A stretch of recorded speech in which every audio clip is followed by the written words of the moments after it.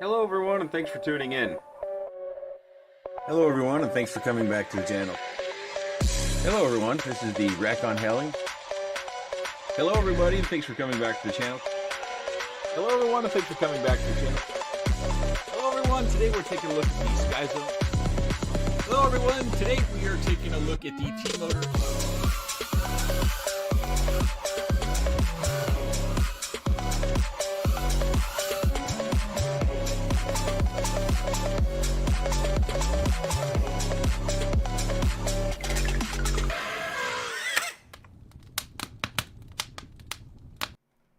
Hello, everyone, and welcome. Welcome back. Welcome to tonight's episode of In the Loops. Tonight we are talking with Nick Burns. Doesn't really need much of an introduction. I just wanted to let you guys know that we will not be interacting with chat as much as we normally would on a normal night. The Robot Lady TTS is off as well as all the super chat alerts, all that stuff is going to be off tonight. So just a heads up on that. I'm going to jump on over into the call, and we'll get this party started.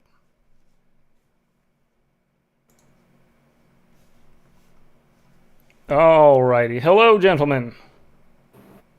What up, what up? Do I have you? There we Hey-yo. are. Okay, here we are. Welcome. Here we are. Welcome, Mr. Burns. Hello. First off, thank you for taking the time to come join us and hang out tonight. It's Certainly. It's an honor to have you.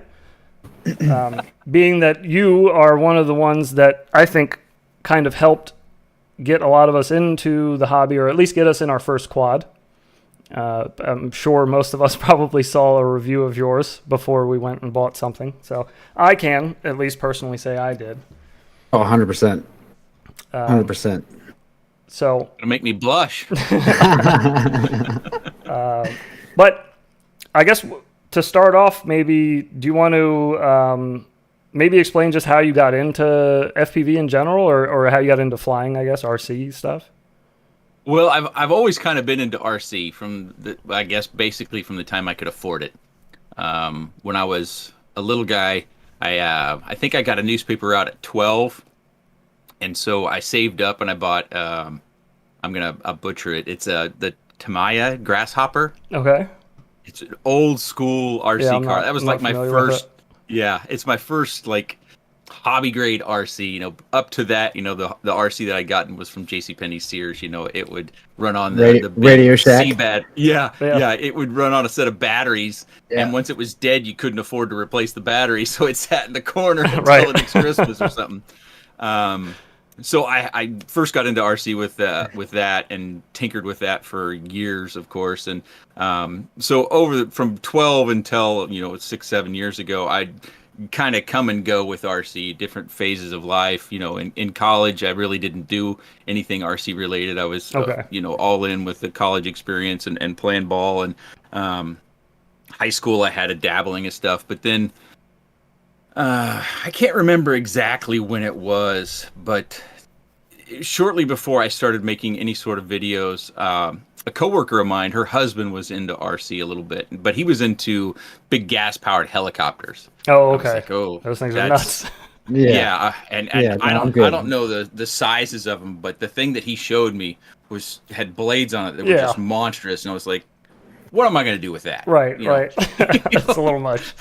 Am I trying to trim the trees here? What's going on? Yeah. Or just take them But- clear down. Yeah, so I had, the kids were real young, and so we were, doing birthday gift shopping for them or for other kids that they knew that they were going to a party or something. But I ran into it was a biplane. I think it was an air hog sort of thing. It was that neoprene styrofoam stuff, and it just had two brushed motors on the back.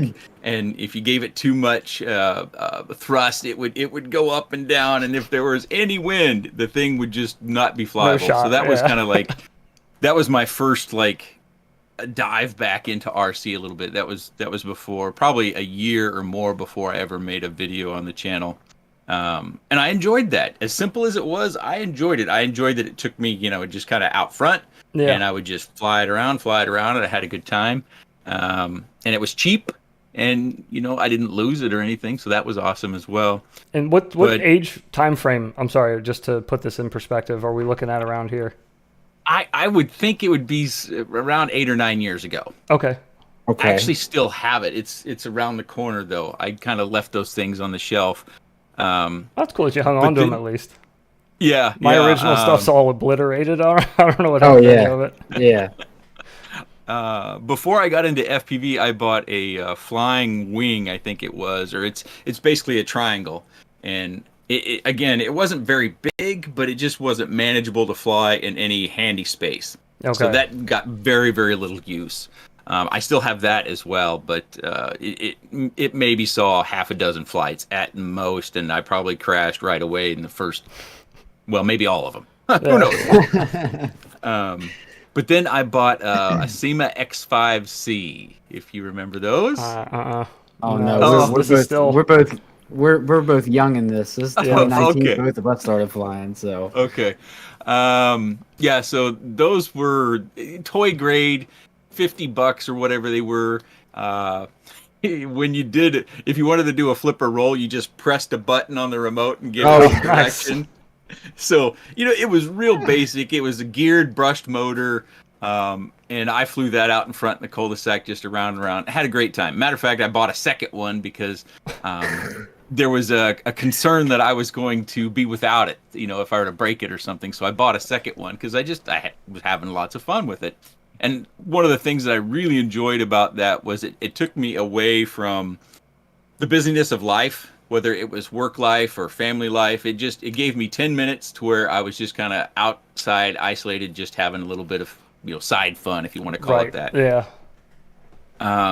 And then eventually, I can't remember the series of events, but I think if you go way back on the channel, the very first video I posted on the channel was actually an RC car.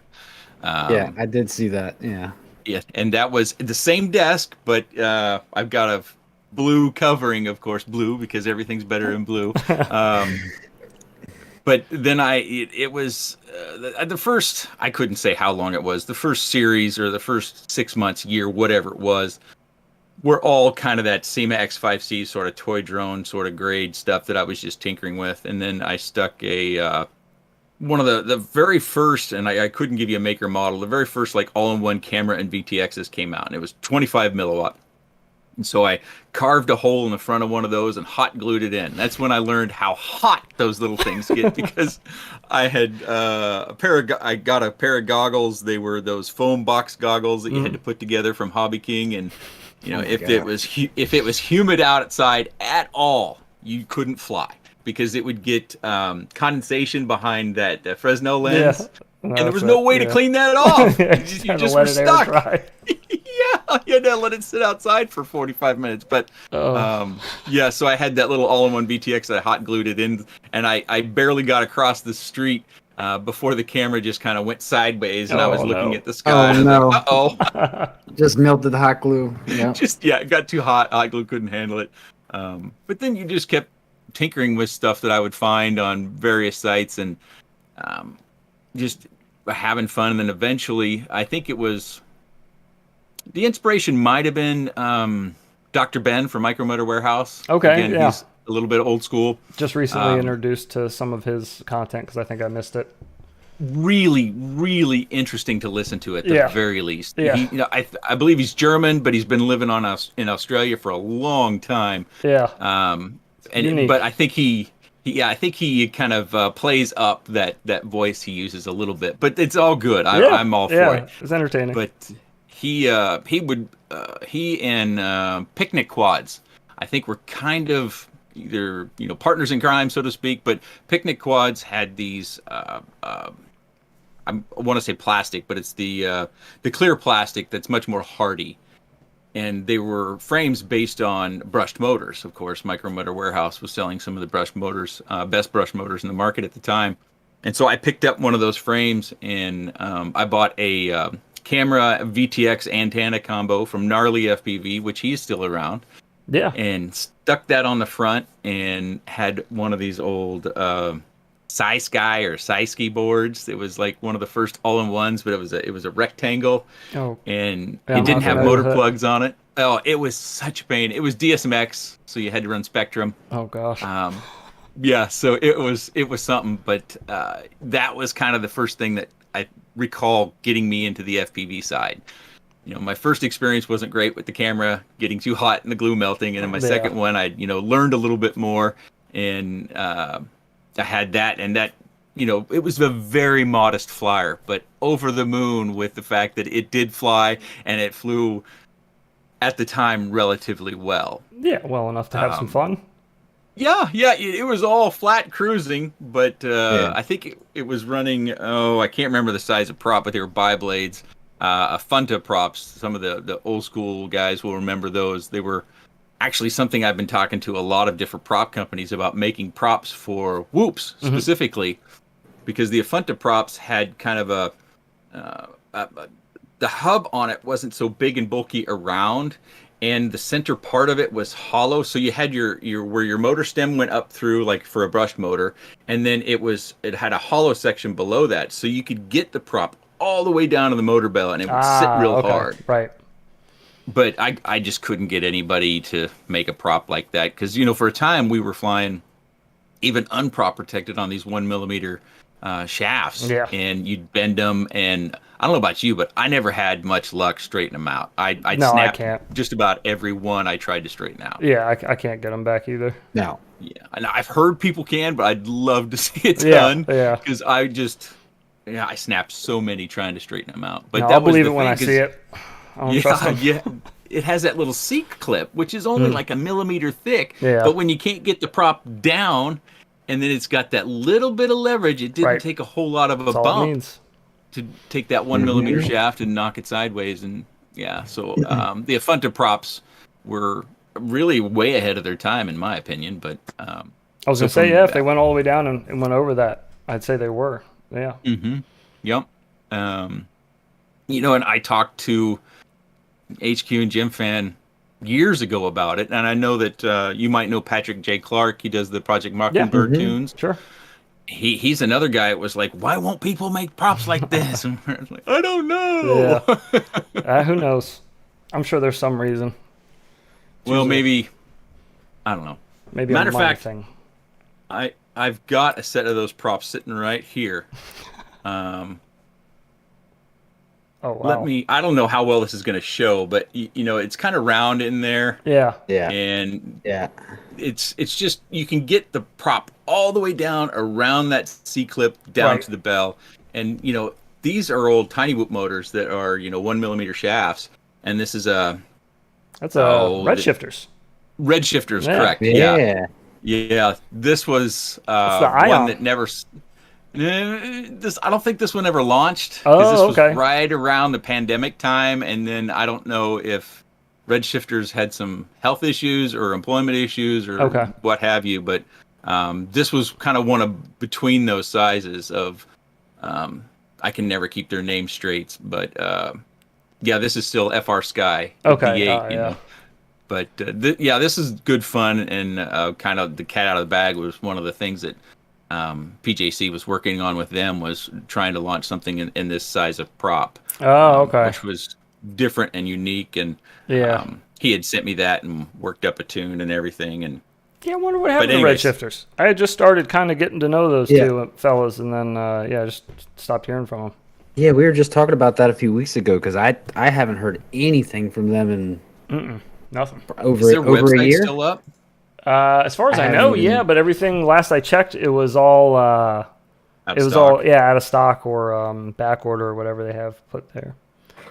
But well, I won't speak as though I really know anything, but my understanding was that the pandemic, even early on, was really hard on them. I know they were in New York. I know they were located in New York, and New York really got ravaged pretty hard in the beginning. Yeah. Well, I hope to hear from them someday. That's unfortunate. Yeah. They were nice guys. Nice to deal with. Well, they had a nice take on things, and they were doing things differently, and they weren't, just kind of rehashing what we'd seen time and time again, which I think, regardless of whether you think it's right or not, it's always good to see a company or individuals trying to see what other opportunities there are to make these quads fly and Of course, maybe fly yeah. better. Yeah, absolutely. I'm all for it, the experimental frames especially. When I got into micros, that was like my biggest thing, was just hunting down those really cool looking frames. So that's how I landed on Redshifters, was just looking for unique frames to play around with. Yeah, unfortunately, I just pulled up their website. It says, no more drones. Stand by for the next adventure. Oh, Oh, wow. well, I guess that answers that. yeah, that's the end of that one. Yeah, I do think the material that they came up with for printing was fairly specialized and may have had a high cost to it, too. That makes It sense. was like a carbon nylon or something like Yeah, that, wasn't it? yeah, it was a carbon something- nylon mix. Yeah. Yeah, and I don't even know what sort of printer it would take to print that stuff well. Yeah, I'm So- not sure either. Who knows? Yeah. That's unfortunate though. Well, let's go out of FPV a little bit, maybe. Let's learn more about the man. Well, what do you want to know? Well, just a personal question I have for you is, how are your? I know you had shoulder issues, Yeah. and I was curious if those were any better now, or if those were still a problem. Well, it's funny because both shoulders got impinged a couple years ago, and I kind of just lived with it for the longest time. It's kind of a weird thing, but I sleep kind of on my side stomach and with one arm up, regardless of which way I'm going. Okay. But of course, when I had those impingements, I couldn't do that because it just hurt something terrible. They're much better now. The combination of therapy and actually, physical therapy, which is, exercises, movements with bands and stuff like that. That brought me around. And then I've just stayed on those exercises a lot better than I did, because I had that same problem years ago. But, you get better and then you're like, all right, so we're all fixed. Yeah, we're all ready good to now, go back right? to life. Yeah. Yeah. And then all of a sudden it comes back. So I've been staying on those exercises. I've got, and you could probably see them in some of the videos. I've got some rubber bands that hang off the storage over here, and I use those at least 3 times a week to keep that at bay. But it's funny that you mentioned that, because just earlier today I strained my neck, so if I'm moving my head a bit weird, I was exercising, and right at the end I felt a little something. Oh man, because 2 weeks ago I got this side. I was going to say that answers my next question, was if you were still, I know you had gotten into a pretty strict exercise routine, or you were trying to at least. I was just curious if you were still with that as well. It's evolved a little bit, especially on the diet side. The cliches for those of us that are challenged with keeping our weight at a reasonable level. You get thin in the kitchen and you get fit in the gym. So most of my stuff started with in the kitchen was just reducing the calories, becoming much more aware of what you're eating, the portion size. I think that's where I don't know if it's just an American thing or not, but we get out of hand with our portion size. You look at a box of cereal. Yeah. You look at a box of cereal and it's like, I think a serving is a cup. And take a cup of cereal and put it in your bowl, and then you're going to be putting 2 more cups in there to put it at your normal level. Close. And that's only on the first bowl. Yeah, we're not talking second, third bowl here. Yeah, who only eats 1 bowl of cereal? What am I, 8? So, yeah, I'm much more aware of my what I'm eating, and I played with plant-based, which was weird, and I don't think I knew enough about it to even give it a really good go. I tried that for about a month, and it just wasn't doing it for me, so I went back to what I was doing before, which is pretty traditional: chicken or fish, veggies, eggs. You do like what, 1,200 calories a day kind of thing? Well, I was for a time, and my timeline, my age, my timeline. I think it was probably about 6-8 months. I was doing about 1,000 calories a day. Okay. And I was eating 2 meals and then 1 snack a day.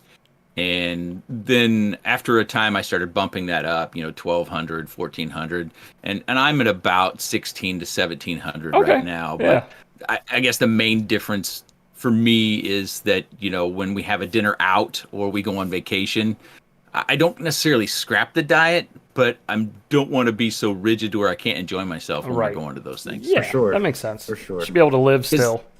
Yeah, my concern is that, you get so mentally frustrated with yourself and then you just throw it all out the window, and I'm going to have a bucket full of ice cream and chocolate tonight. Yeah. That doesn't get me where I need to be. And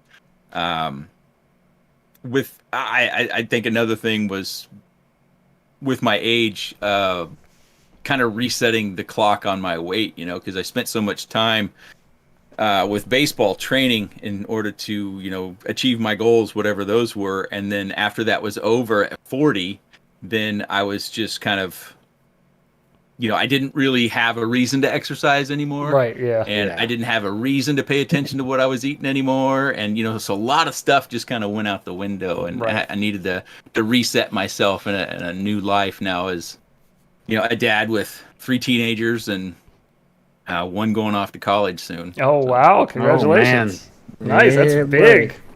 It is. It's, I didn't get married very young. I didn't get married until I was 30. So, a little bit of an older dad, I guess, but I don't know how unusual that is, but it is a bit weird. But a friend of mine, he's going to be an empty nester at the end of this semester.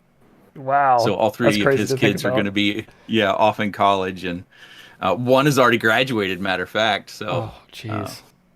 I was teasing. What is your age now, currently? What is my age? I don't know. Give it a guess. Don't look at Facebook. I'm not looking anywhere. If I'm being honest, I told my wife earlier that I thought you were in your mid-40s at the latest.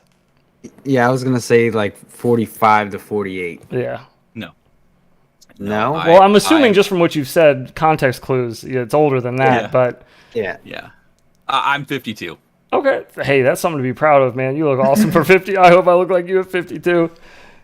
God, man, I'm younger than that, and I don't feel much younger. So yeah, it's a strange thing. I think where I notice it the most is when I go to school events with the kids, and there's a mixing of different grade levels as well as college or outside of college. Like our middle child, she does cello in this. They call it Cello Collective, but depending upon the concert, you can have 50 and 60 and 70-year-olds there, professional. Oh, wow. Cellists, right? And you can have grade schoolers there. And so when I look up on stage, if someone doesn't have gray hair, I really don't know how old they are. I can't tell. Hard to tell, right? I guess I thought I was a good tell of age, but I guess I'm horrible. I guess I'm not good at it because I completely missed Aviation's age too. I guessed his way low or high. I guess his high. Yeah, he was way younger. I guess he was he was only like early 20s. We thought he was like close to 30. Yeah, so. Well, when I watched his iGas stuff a year or two ago, I thought there was potential that he was in his late teens. Just because, I'm sorry, my phone's going off. You're my fine. Wife is out of town and she's texting me. You're fine. 3 messages right away. But when I was watching his videos, I could have swore I saw maybe his mom and dad in a couple of videos. Yeah. And so that was what made me think that, maybe he might be at home in college or something, or even high school, because you don't see him. You just, right. Well, it's analog too. Yeah, so when you do, and he's whizzing by doing all sorts of stuff, you can't really get a fix on what he looks like. Yeah. Yeah, the conversation with Aviation was awesome. He's a nice kid. And I have to call him a kid now, God, because he's way younger than I am. I really thought he was closer in age, but...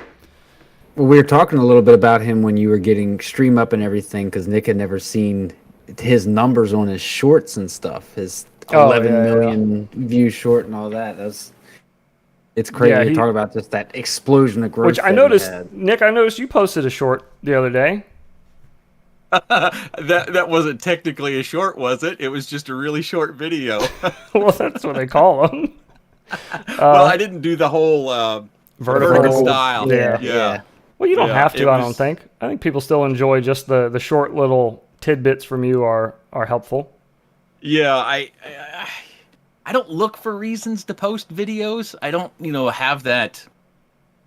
I'm not trying to feed YouTube to make sure it's, always reminding people that the channel's out there. Mm-hmm. But, it being into micros and having a new product that came out, and it doesn't really need a review, a lengthy review. It's just like, it's almost like saying, hey, this thing's here, guys. You might want to check it out if you're looking for something like this. And so I think I was just pulling that up. It's 2 minutes and 27 seconds. I think shorts, aren't they supposed to be 1 minute?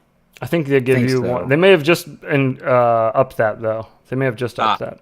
But I was Okay. saying just because I'm sure there's a lot of little tidbits of information you could give to newer pilots, because you do attract quite a bit of incoming pilots that are just looking for a new quad and they want to, or a starter quad and they want to find a good review on it. But just thinking that your audience may appreciate the info, not so much as you're looking for something to do, but maybe it's something that you feel like would be helpful for them. Those little, what did we call them? We had a whole plan to make these a long time ago. Just the tips. Just the tips. That's what it was. Just the tips is what it was called. We filmed like 6 or 8 of them. And I think only 2 of them ever actually went up. We have a couple that never went up, but that was before shorts were a thing. We were just trying to we had info that we wanted to pass on. We just didn't really know. Like you were saying, it just didn't deserve some full length video. So it would be something easy, like fixing your frame with E6000 or like using a heat gun to melt it back together or something like that. Yeah. Something small. I see that in the comment section from time to time. People they'll watch a video not because they're at all interested in the product, because they say that they'll learn other things during the course of and I don't have any idea when I'm going through the process that there's something new or special or anything. I'm just talking about the experience and the product itself, and then afterwards I'll hear like, oh yeah, one of the things I hear a lot is the motor wire tape. Oh yeah, right, Yeah, I hear about that a lot, and I have a lot of people suggesting it's this kind of tape or that kind of tape, and I'm like, well, I don't know what that is, but here's the tape. I get it from Amazon. I actually didn't get the first tape from Amazon. I got it from a viewer sent it to me because they knew what I was talking about, and they had a roll, and so they sent me a roll. Is it like boxer's tape or like hockey tape? Well, unfortunately, there's nothing on the backside of this tape. Emax sells it, and this is actually the roll that they sent me. It's actually a cut down roll. I think it was probably like an inch wide or something like that, and they somehow managed to slice it down. But it's slick on the outside, so it doesn't gather any sort of sticks or leaves or dirt and debris. And it sticks pretty well. The edges will come up, but usually you just press them back down and they stay down. Versus most of the other tape that I used over the years, it would either be so tacky that you had to cut it off, right, and it would get sticks and leaves and dirt. It would just look kind of nasty, and I never enjoyed that. So once I found this tape, or this tape was sent to me, I was like, oh, this is the stuff that I've been looking for, because it would pop up on a quad every now and again. And I didn't know what it was called. They'd say it was acetate tape, or it was hockey tape, or I've heard a lot of different terms for it, and I don't know if any of them are correct or not. Okay. I have boxer's tape, like just to wrap my hands, and I use that on motor wires as well, on arms. But that is very difficult to get off. That's like the one you're talking about. The adhesive is so sticky. Well, it's just like electrical tape too. Electrical tape, I feel like is hard to. That peels a little bit easier than like boxer's tape, I guess, but it still stretches. Is boxer's tape like athletic tape? Yeah. It's like just like a fabric based kind of tape. Yeah, I happen to have a roll here. Okay. But I've never used it on a quad. No. Just happen to have it. Well, I think I found that when I was going through some old stuff down here in the storage, and I was like, oh, well, I might, who wouldn't want to let some tape go to waste? So I pull that out because I hadn't looked in this bag or box in years, and all of a sudden I found that. I was like, well, I'll take that with me. Yeah, good roll of tape. What is it about hobby guys and just holding on to every roll of tape? Because I've got so many random different kinds of tape. Well, yeah, that's true. I never know when I'm going to need this random half of a UFL antenna that I broke off. I'm just going to leave it in this bin just in case. Everybody's got that miscellaneous bin, or that miscellaneous drawer. Well, the problem is I've got like 7 of them. I've tried to break them down into like, camera wires and camera adapters and back plates and the OSD boards for old analog cameras is in this one. But I've got little storage bins over here. I've got this thing you can kind of see over there. I've got this thing over there. I've got another one over there. I've got shelves full of stuff back there. You're pretty well decked out over there. Well, it's again, it's I like you guys. I don't throw stuff away for the most part. Right. Um, and you never know when you're going to need that weirdo connector that you somehow came across in a box and you It's didn't know happened. what it was for. Yeah. Yeah. And until it happens to you, you're going to throw things out until Yeah. that happens. Yep. And never again. It's legit fear that, like, you go to clean your stuff up and you're like, I know I haven't used this stuff in the first 3 years I've been in this hobby, but the day I throw it away, That's the I'm day I gonna need break it tomorrow. Yeah. You're going to have this fresh build and you're going to have this new part that didn't come with a connector and you're Yeah. going to need it. Yeah, it's legit fear. I have a random question. I want to jump off topic again for you. What is it that you do for a living? I work in IT. I have for years since 95. Okay. Are you what side of IT? Like that's a fairly broad. Yeah, a jack of all trades. Okay. Just wherever they need you, kind of thing. Yeah, I was in previous to my current job. I was the IT manager for a relatively regional financial institution, and had a small staff. We had 11 locations, 7 of them in town, the rest of them out of town. And so I would be a sysadmin, a network admin, security expert. I would help with database maintenance, design, setup. Everything. A printer would be jamming, and someone would stop you on your way by. Can you help me with this printer? So yeah, of course. So you're just the guy you are the guy they call when things go wrong, kind of thing. Yeah, and it was, when I was younger, being the guy, so to speak, was kind of one of those badges you wore on your shoulder, like yay me, I've accomplished something, and these people are letting me know it. But as I got older, I didn't want that anymore. I wanted to get a much better work-life balance. And where I'm currently at, it's probably the least technical job that I've had. But it's still technically in IT, but it's kind of borderline IT in my opinion. Just a little more consistent and comfortable though than bouncing everywhere. Yeah. It's well, I don't have a boss in the building. Oh, well, that's nice. It's a weird position to be in, and your schedule is your own. You're required to do a job, and if you're not doing the job, that communication will happen, and then there'll probably be a discussion. But so sometimes I have to work overnights, and it's one of my concerns going into that job was IT has always got an overnight. You can't take stuff down when people are using it. If you've got failover, if you've got redundancy, you can make use of that stuff possibly. But I knew that there was going to be some overnights, and was worried about how that was handling. And as part of the interview process, they kind of walked me through that. We understand that overnights, no one wants to do that stuff. Yeah. And especially people, that, have a family and that, you have other things to do, because if you do an overnight, you can't just sleep all the next day. Oh, sure. Yeah. You're limited. Maybe you can, but maybe you can't. And your whole family wasn't up working overnight, just you. Yeah. People still going to school. People are still coming home from school or summertime, what have you.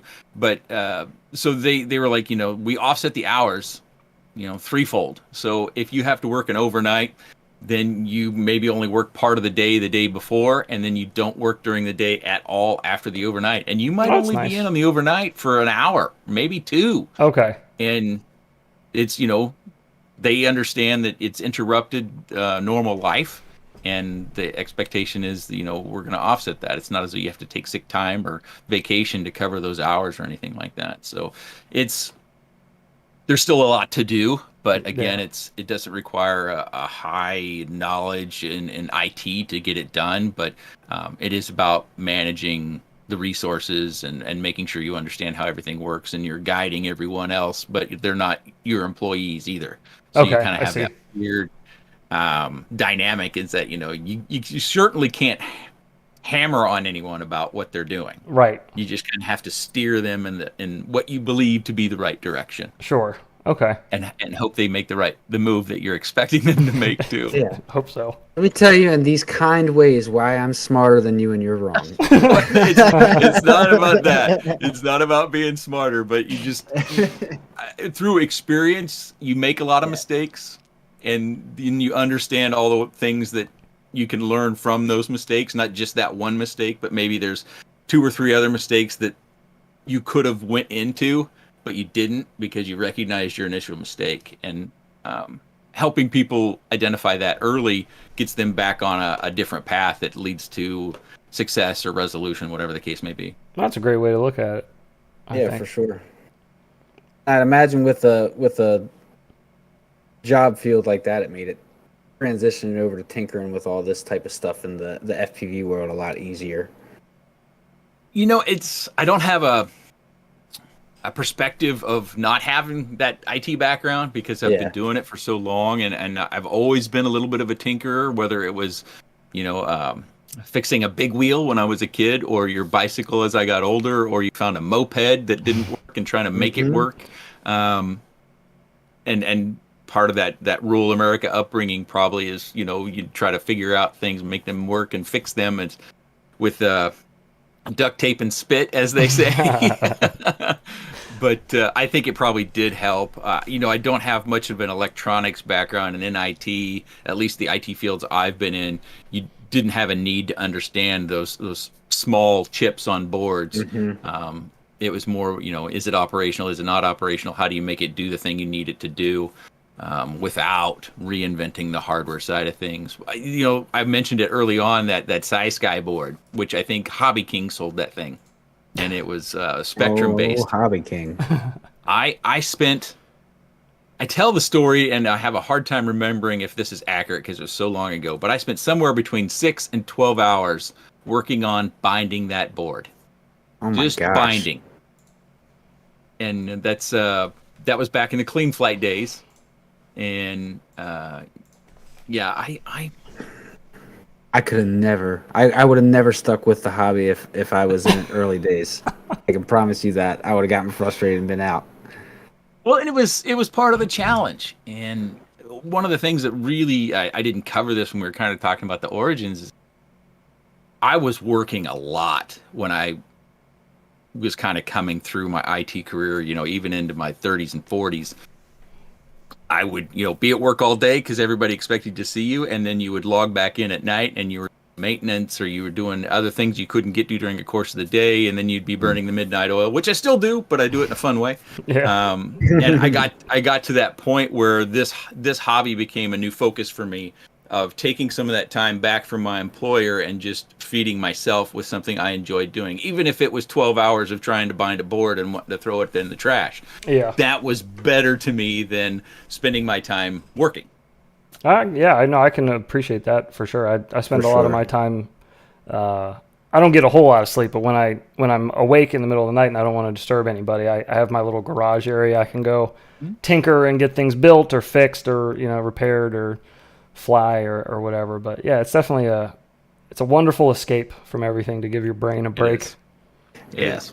The flying for sure. I wish that I could find that love for tinkering with it and building. I just I do it because I have to. It's not something that I don't enjoy diagnosing and trying to fix little electronic. It's just. That's why I keep telling him to bring all his problem quads over here and I'll work on them. Yeah, that's what I'm saying. Drop them off. I'll take care of them. Yep, you fool with them. Let me know when I can fly and escape that way again. Because. And the flying is still an escape for me. I still fly regardless every night. Even if today, I didn't fly. I was busy between kid activities and lawn care, and then the sun went down. After we get done or before I go to bed tonight, I'll tootle around, take a whoop, and just fly it around down here. 1, maybe 2 packs. The only times I don't fly would be vacation or if I'm really sick. Okay. I've got the true flu, Right, yeah. I don't know. That doesn't happen very often, but man, when you get the true flu, brutal. It's pretty bad. Those are pretty much the only times I don't fly. And it seems like every time we go on vacation, we see a no drone sign, you're on a hiking trail or something. Yeah. It's like, So I don't even bring them anymore. It's unfortunate. Not even anything. Not even some micros. Not even some whoops or little toothpicks or something. I will pack a bag if we're going to specific places where I am relatively certain that I can fly. Like if we go to a trip where we're going to go on a river float, which we did do here not that long ago. I packed a bag of quads and a couple extra goggles because we had not only our kids, but we traveled with another family, and so the kids could use these. They could watch if they wanted to with a little screen, or they could put on full-size goggles. Yeah. I always worry about the full-size goggles and all the changes that we have to make to see just right, and are they seeing it as good as we can? But yeah, they could just be looking at some blurry mess, and they're like, "Yeah, it looks great." Yeah, they'll be like, "Oh wow!" Yeah, awesome. I'm gonna take these off before I throw up. Yeah, but so in those cases, but like when we go on larger, like week-long family vacations, I don't even take a bag of quads with me. It's just those short, 3-4 day trips where we're not going that far. Yeah. Okay. For sure. So when you go to fly just for yourself, you're not making a video, you're not doing anything like that. What's your kind of your go-to class of? Do you just go to a whoop? You go to a little toothpick? You go to 5-inch? What's your on standby? Well, the only time I fly a 5-inch is by accident. Yeah. That's about where we are. No, I think he's referring to a specific video. Oh, I know what you're talking about. I know what you're talking about. Yeah. I think I'm definitely turning red now. That's okay. I remember I watched it on stream when you released that video. We watched it. Somebody, every now and then when I'm streaming at night, people say like, "Oh, Nick just let out a new video," or Joshua or whatever. And I was watching it, and I remember, I think I said on stream too, I was like, that looks a little bigger than a 5-inch or a 4-inch. But I was like, maybe. I don't know. I couldn't tell. And then the next day I saw that video. I was like, it's funny. I just talked about this on stream. Yeah, it was one of those moments that, I think I was raised with a lot of guilt. And so when it dawned on me, I was actually at work, and I saw a couple comments of people saying, hey, that's a 5-inch or that's a 5-inch. It could be. And so as soon as I got home, I grabbed it and I grabbed my tape measure, and I was like, so I felt like a fool and an idiot. Oh, no, it's okay. Whatever. I know everybody blows those things off, and I'm so thankful that the community has been so gracious when I've made mistakes. But yeah, like I said, I think I was raised with a lot of guilt. So when those things happen, I'm just like immediately sweat and hot and uncomfortable with myself. But it's Irish Catholic raised over here, so I know all about self-guilt. Plus anybody that's putting out good content is going to be the toughest critic on themselves. So you'd ask the question about what's my go-to when I'm not flying for review. Well, inside obviously it's a whoop. Even though I've flown a couple of non-prop protected quads in the house, but like I've got back over here, I've got a number of pile of whoops, and pretty much I'll just pick something that I've got a charged battery for, and sometimes it's 2S, which actually this is a walk snail whoop that I built. It's 2S. Just because I wanted that, the Beta FPV came out with a 1S. Well, I wanted to have a 2S version, kind of to that. And it's not great for everybody because it is going to need more space and more throttle management. It can feel a bit jumpy. So inside, kind of my nighttime routine. Some people might have a beer or a glass of wine, or they might watch a show. My nighttime routine right before I go to bed is to fly 1 or 2 batteries, and then otherwise, I still fly the analog rocket race from Jack's 3D printing, designed by TKS. I got one of those sitting around somewhere.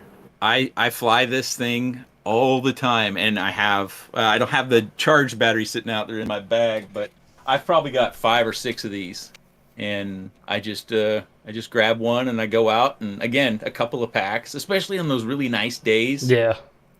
Where are you at locationally in the world?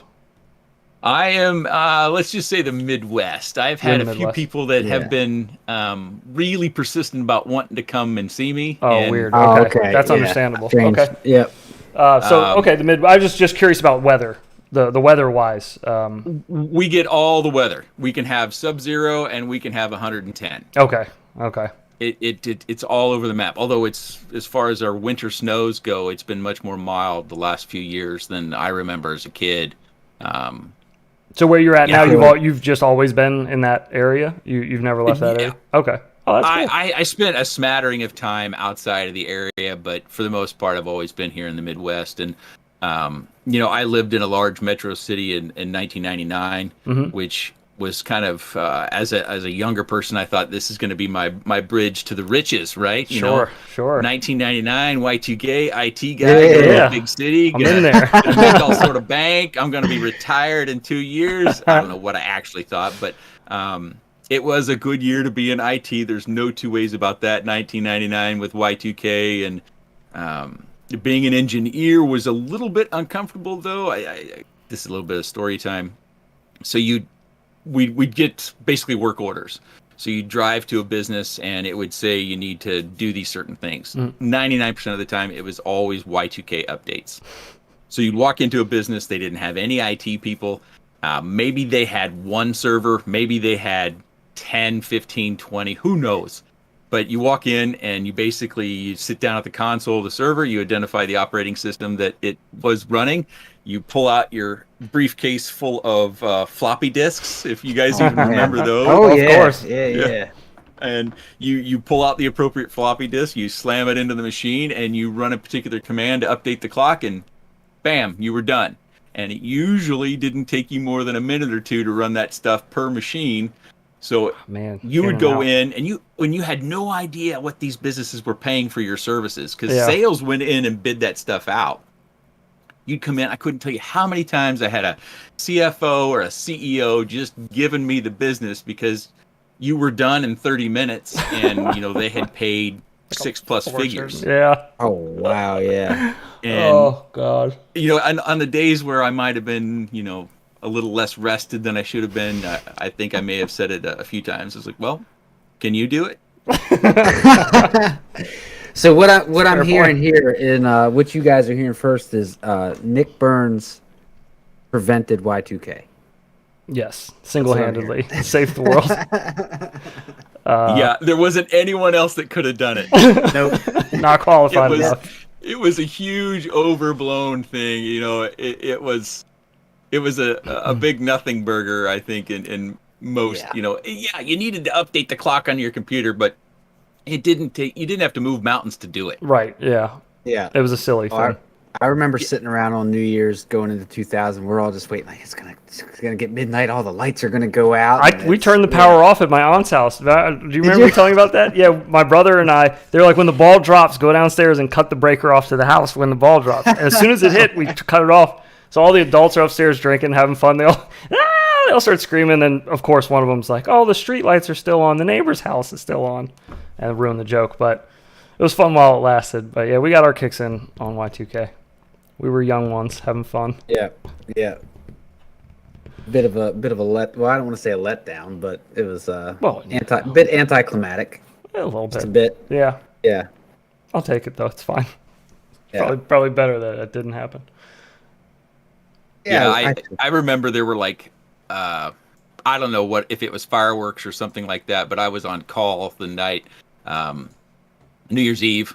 99, and I remember hearing some explosions, and being a small town guy, I had no idea what that was. And then you'd hear these car alarms going off in the parking lot from your apartment and stuff, and you're like, that can't be related. Yeah.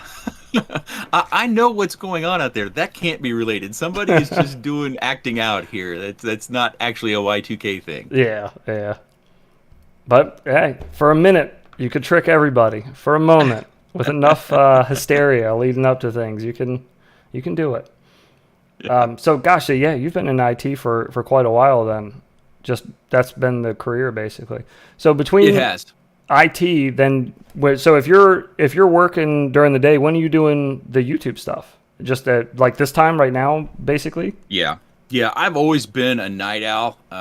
Even my mother talks about how when I was in high school, I was never. It might sound weird, but I've always been fairly reserved and private, and I guess you might even say shy. So I would be at home watching baseball games, and it would be midnight, 1 o'clock, and my mom would wake up in the middle of the night, and she would see me sitting in front of the TV watching a West Coast game, and she's like, "What are you doing?" I was like, the Braves are playing the Padres. The game didn't even start until 9 o'clock, our time." And she's like, "Okay." And she's like, as an adult, she always told me it was, they never had to worry about me being out doing something I shouldn't be doing because I was always in the basement watching the ball game. But yeah, I'll fly over lunch. So when I come home, and I'll fly over lunch, and that's one of the nice things about not eating lunch is I just have more time to fly. Okay, yeah, I feel like I've heard you mention that before. Yeah, and then I'll fly after work sometimes when there's a gap between me getting home and where any of the kids need to go to their next thing. Like if I get home at 5 or shortly before 5 or something like that, and they need to be somewhere at 6, then I'll plan on eating when I get back from taking them somewhere if that schedule works out. But then I might fly from 5 to 5:30 or 5:45, whatever. Then of course, if it's a whoop flying inside, I can do that, any day, anytime. And sometimes it is at night just because, maybe the daytime flights weren't so good because I'd had too much coffee or something. You never know. Yeah, a little jittery. Oh, yeah. I was gonna say your freestyle maneuvers outside have gotten a little better. I see you're much more comfortable with doing some things. I don't. I think that just comes with sometimes you fly enough packs and you forget what you're doing and you just go fly. Yeah. And that's generally what I'm trying to do. Even when I'm flying for review, I have a thought of the things that I want to do, the normal things that I do, so that people can compare from one thing to the next. I see. For sure. If they want to watch another video on a different product, they can do that and then make any sort of comparison without even needing to listen to me. So I have those ideas in my head. It's almost a routine, but then I also want to get to where I'm not thinking about those things and I'm just out flying, doing whatever it is my brain thinks I want to do. Yeah, just having fun. Yeah, and oftentimes I forget about things that I know I can do, but I just haven't done them in a while. Yeah, right. Just gotta knock It's the tough dust off. because I really want to power loop that outdoor cook space that we got, but the dang trees on both sides are so tight. You can do it. Well, I'm certain I can, but how many times we're gonna have to climb up a ladder to get a quad out of a tree in order to get it just right? And when you're flying over lunchtime, you don't necessarily have that time to go get the ladder. That's a fair and climb point. up. Although you do have a pool now, so you should have a nice long telescoping pole. Whack. We do. Easy. Well, see, what you do is you get the ladder out first and have it ready to go, and then that way you'll never need it. There you go. Yeah. Yeah. Or I'll end up running in. Yeah. I'll run into it. Is what'll happen. Well, yeah. I'll go where I Smack don't right think off the the ladder side of is, it. and just because that happens in the house. I'll come home at lunchtime to fly something, whether it's just for fun or for review, and the kids would have moved something that I didn't expect to be there. So oftentimes my first pack, and sometimes my first 2 packs, because I crashed really early, you won't ever see because a kid left a chair sitting in a spot, or an ottoman was shifted, and it's like, you come around a corner and you expect it to be a free path, and something's right there, and before you even know it, you've hit it, and you're like, reset. You are definitely not going slowly around your house. So there's not a lot of time to think, I imagine, when you're flying around those turns. It's I try to mix it up a little bit in the house as time's gone along. I'm slow to change.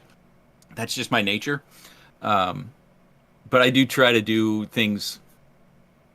I try to think of different things I can do just so it's not boring, because I do post those full flight reviews so they can see as much as they possibly want. And sometimes those have crashes in them, sometimes they don't. And for me, my concern is that they do get boring, because you've seen it. If you've seen one, you've seen another, it's the same. So I'm aware of that, but I don't oftentimes, I fall into my own traps of, knowing where everything is and doing that same sort of route and path. And I need a pause button in my flight to where I can think, okay, what's something I haven't done before? Because I'll think of it before I take off. Yeah. And then as soon as I arm, the thought just goes, it's gone.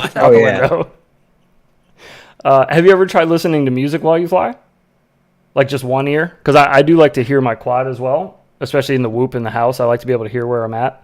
But so I use one earbud though when I fly, and it kind of just helps me turn the brain off a little quicker and just kind of get into like a little bit of a flow state, like just kind of black out and fly. I have, but I would say I haven't given it much of a fair shot. Normally, I flip out the phone and I'll pull up my wife's playlist because I don't have playlists, and I'll just listen to whatever she's got sometimes, and I'll do that when I'm just flying for fun. Oh, okay. And I don't know. I don't know what role it plays. I just not often. I don't know if it's just a sensitivity of mine, but I really want to hear the quad. Yes, I agree. When I leave my space out back and I can't hear the quad, I feel less in control. Yes, I agree with that. Yeah, I feel you feel kind of detached from it almost. Yeah, and I think if I were to go to a race, that would be problematic because there's so many going. And I'm so attached to listening to just my flight that that would be another element or another skill set that racers have developed.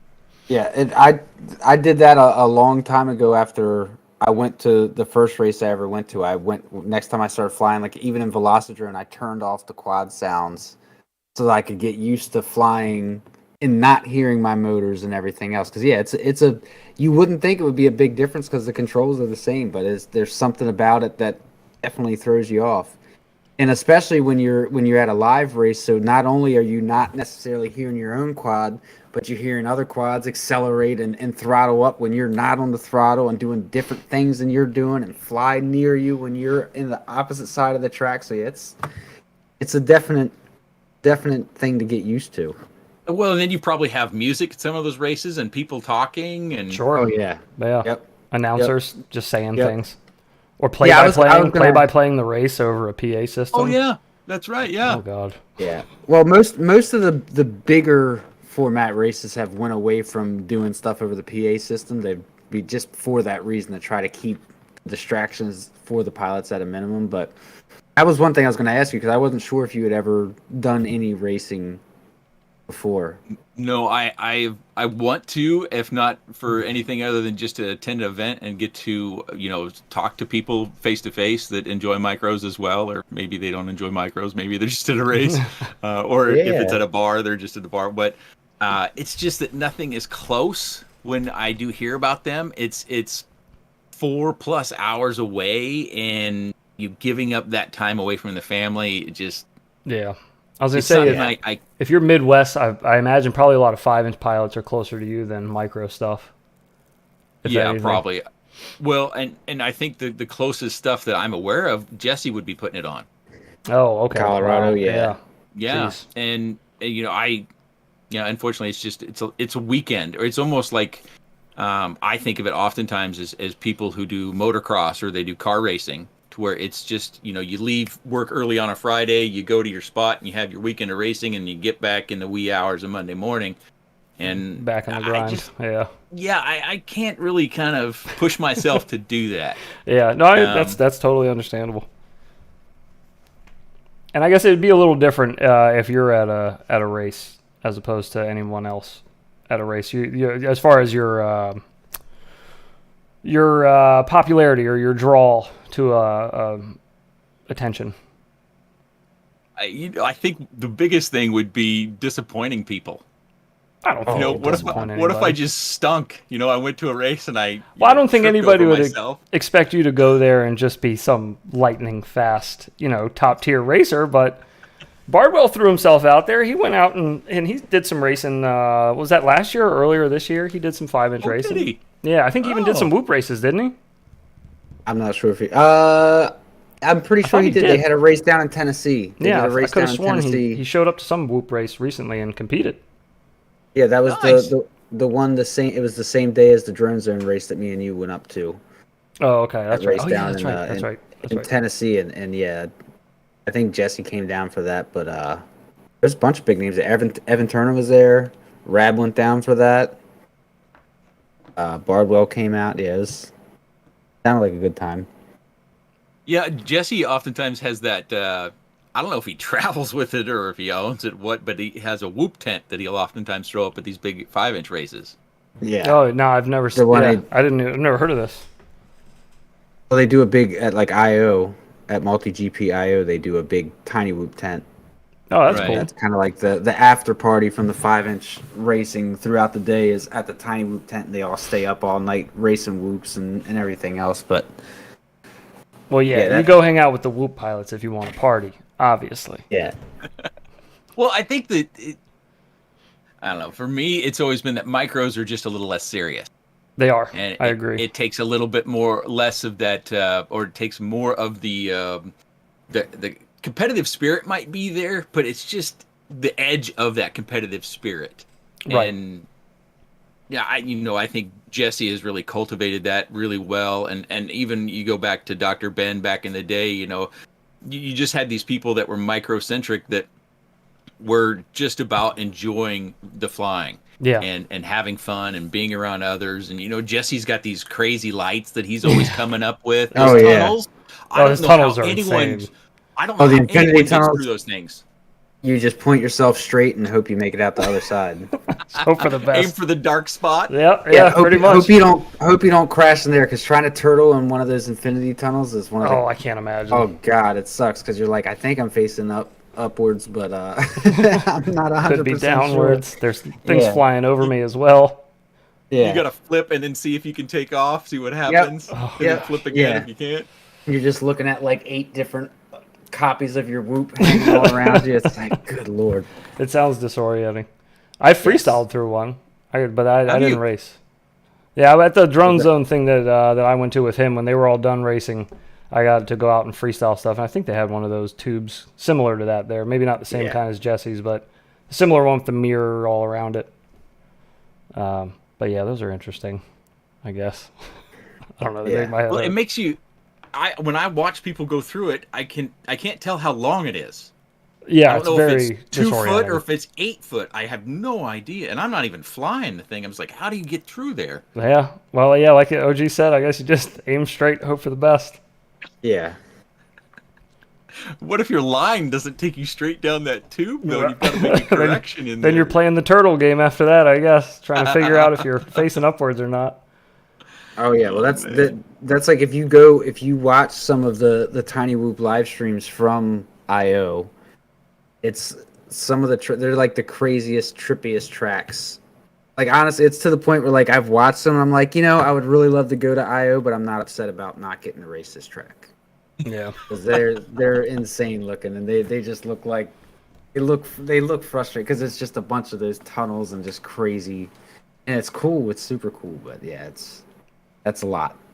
I think Hard those on the elements, like a lot of times when I watch them, they're clips that people have posted on the Facebook groups. Yeah. And there'll be lights on the floor that tell you the path, and then you've got your gates with lights.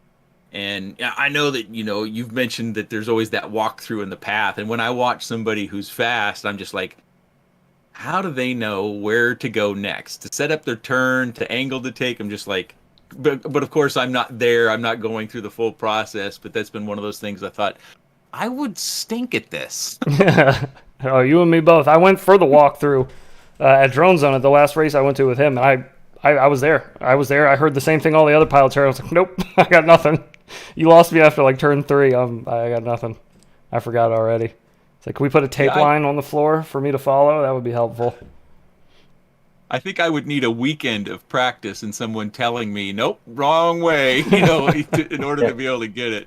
Yeah, well, that's why like a lot of the bigger races now, they're releasing the tracks ahead of time on Velocidrones so that people can get a chance to at least learn the layout of it. That way, it kind of cuts out some of that people, because that's before they started doing that, it's exactly what you said. People would show up and do a walkthrough, but then their first 2 or 3 practice or qualifying batteries that they're running on it is just kind of them learning the track in the first place, and it kind of takes away from your actual practice. So now that they've started doing that for the bigger stuff, it's made it, I think, a lot easier in that aspect of it. So Sounds like it would. Yeah. Yeah, having that practice in the sim. Do you fly in the sim at all, Nick? Really rarely. Usually I've got my computer doing other things. Oh yeah. Sure. I'm either just rendering stuff, or sometimes I'll be going through flight footage, and I I think maybe it's just my age, or the fact that we didn't really have flight sims. But I would rather just plug in a whoop and just go for a little fly around the basement For sure. than to plug in a radio and go through the sims. I've tried Understandable. several of them. Normally I try them when it comes to a new radio, just to make sure that works, or if it's got a driver issue that requires steps to take to make it work, or if Windows just identifies it. Of course, I don't have a Mac, so I can't test that. But yeah, so I just go to Tiny Whoop Go because, well, it's Tiny Whoop. And, Yeah, proof of concept. If it works with Tiny Whoop, it'll work with others. that's true. Yeah, that is true. I have another small personal question. Outside of FPV, and I guess you did mention that you played baseball as well. Any other hobbies outside of that? You're like a pogo stick champion, or Yeah, or hidden talents. Yeah, hobbies are hidden talents. solve a Rubik's Cube behind your back? The I think the one thing that I can do that surprises most people, which doesn't work very well in this format, is I can whistle really loud. You can whistle really loud. Yeah, and I don't use my fingers.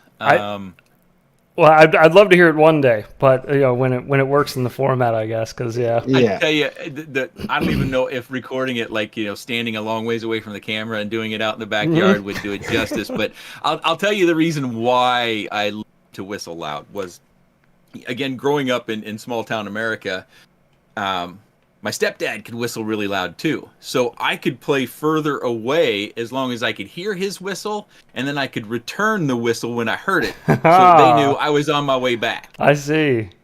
So there was a reason, not just learning that skill set, but in order to have that, I could play tag, or I could play football, or I could play hide and seek further away. Yeah. Got that ELRS whistle. There's a little bit of a backstory on how I learned to do it. It might not make much sense for too many people, but railroad cars, they always have these straps. Not the cars that are fully contained, but like when they have like telephone poles or something that's just sitting on the flatbed of the railroad car. And they have these straps, and they break all the time. So one of the things that I did was, we were walking the railroad tracks, and I found a length of that, and I took it home because my stepdad had told me this is how you learn to whistle loud. And then you cut it on the holes, and then you have another hole in the middle of the strap. So you cut it on each hole, and then you bend it right in the middle hole, and you put that in your mouth. Of course, you should wash it, but I don't know if I did or not. But so you put that in your mouth, and then you put your tongue in it a little bit, and then you squeeze down on the metal, and you blow through it. Oh my gosh. And of course, you manipulate that in order where then you get a loud whistle. And then after you've got that down, you take the metal out, and you just do that same sort of thing with your mouth. No way. Oh wow, That's wild. It's. Yeah, even guys I played ball with in college and stuff like that were always like, God, you whistle so loud. Stay away from me with that thing.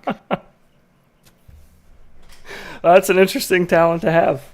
That's an interesting. I was going to say, I thought it was just something that comes with once your kids get a little older, because I feel like most dads have a pretty decent whistle on them. I feel like it comes with the territory a little bit. I've used it, but I don't use it often. It's like one of those things that you become desensitized to, that if you use it a lot, then it's not effective. Yeah. But like when I go to pick up a kid and there's, 400 kids out there, and, I have a white minivan that I drive, and there's got to be 400 white minivans out, that if I can at least get the kid to look in the right direction with the whistle, then they'll have a better chance of seeing the right minivan. There you go. Yeah, because I couldn't tell you how many times my kids have walked up to another minivan and gone, "Whoops, that's not it." Had to go somewhere else. Yeah. Well, my son's usually looking at his feet, so yeah, he does that often. Goes to the wrong car. I've opened the door of another person's car because I thought it was mine. Oh gosh. My fiance has had that happen to her twice in the past 2 months at the grocery store. Just somebody opens the door and starts. She had one old lady get in her passenger seat, and she looked over and it's like, believe you have the wrong car.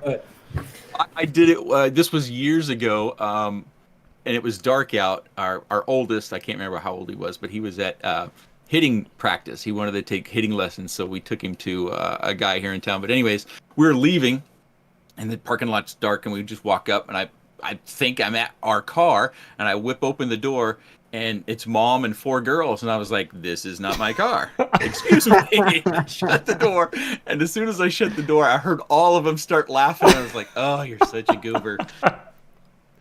Oh, that's Yeah, it funny. happens. That's a Happens to the memory. best of us. So, real quick, speaking of your kids, do any of them fly, or do they do anything in the Uh, RC world? you know the Emax FPV car? Yeah. Yes. That gets some use around the house. Cool. Mainly the youngest one, but I found the oldest one was driving it around one day as well. So that's about the only thing I've tried. And the middle child is just completely not interested. She only, when she's having a rough day or something like that, I'll take her outside. We'll grab a quad that I've got batteries charged for. I'll throw her in some goggles. And the funny thing was, because she's I don't know, I have a really good way of putting it. She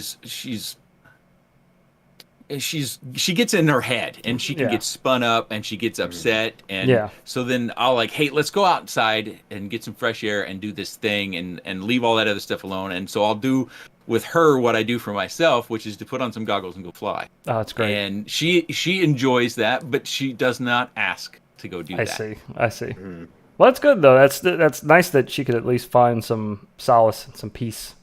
Yeah, and my wife can't even watch the videos. That's the same with my wife. She's like, She's like, I love it. I love that it makes you happy, but she's like, it's gonna make me throw up. I can't watch it.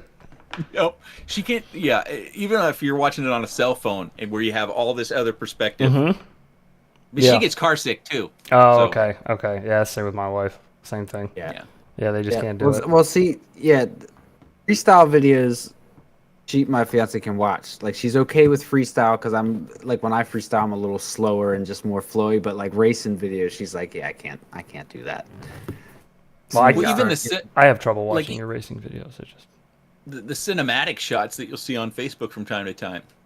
Someone's gone to a really cool location, and my wife loves to travel, and she spent a semester studying abroad, and I'm oftentimes thinking, hey, have you seen this place?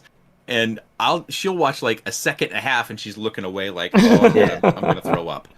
So I'm like, okay, I won't bother. Yeah, it's unfortunate. Yeah, same with my wife. She tries with the HD footage as well. She's like, it's so pretty. I can't. It's like, it makes me dizzy. Let me ask you guys a question. It just occurred to me, like, when you first got started, did you have any stability issues? Do you guys sit to fly or stand to fly? I stand. I sit. We got one of different. each. Yeah, we're different. Okay. I prefer standing.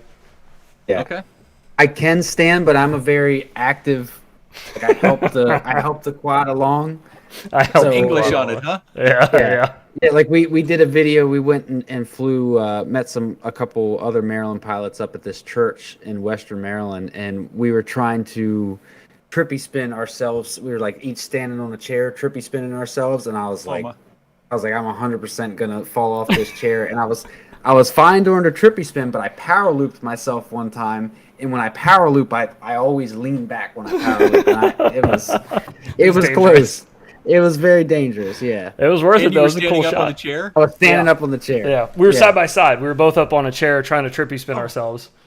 But like, I'm to the point where even like if I'm watching somebody else's video and they go and like fly backwards, I'll lean back a little bit in my chair, and I'm gonna start doing that way more now.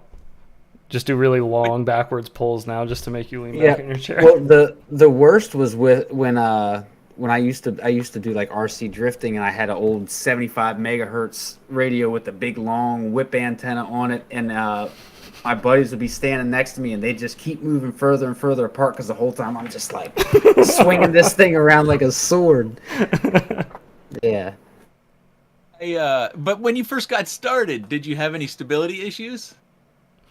I leaned up against stuff for probably the first 2 months. I would stand, but I would lean up against like the wall or like a park bench. I would like put my like butt or my back of my thighs up against it, just so I knew there was something stable behind me. Like I could feel it on my body, so I was okay. And then I got used to just feeling like my feet. If I feel the ground on my feet, I'm pretty stable.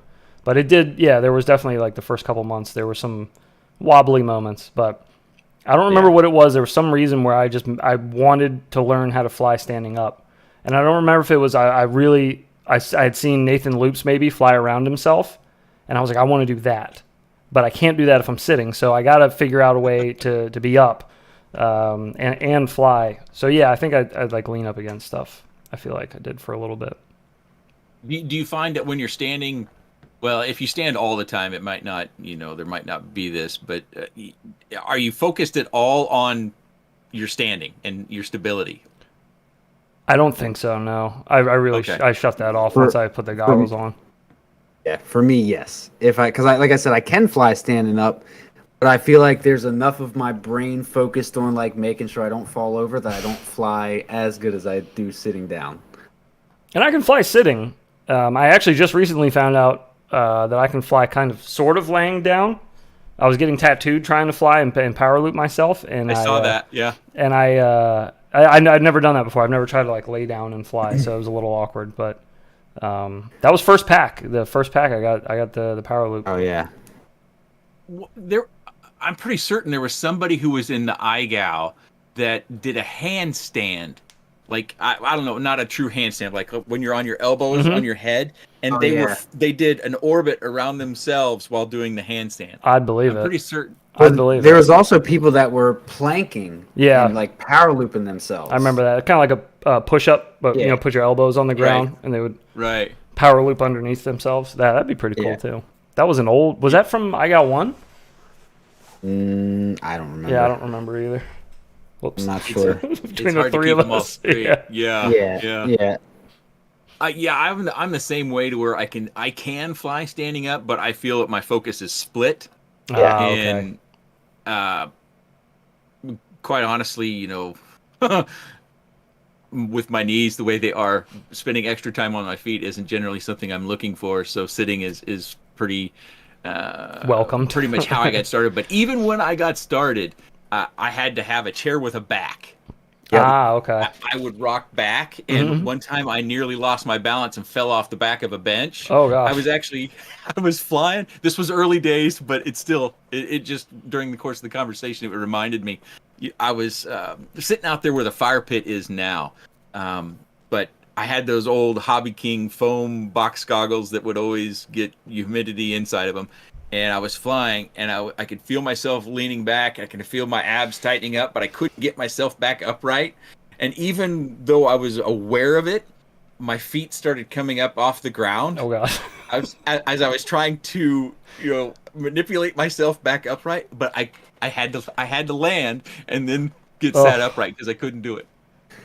Yeah, I feel like a lot of pilots have those kind of weird idiosyncrasies when they fly. Like I always lean, like when I'm racing, you can ask heads, they make fun of me about this all the time, but when I'm racing, I hunch up and I lean forward and I'll like tense up. He rocks. The more I like get crazy. locked in, the more and then you got like Rue, for instance. Rue always looks like up and to the right when she's flying. She just looks up like this.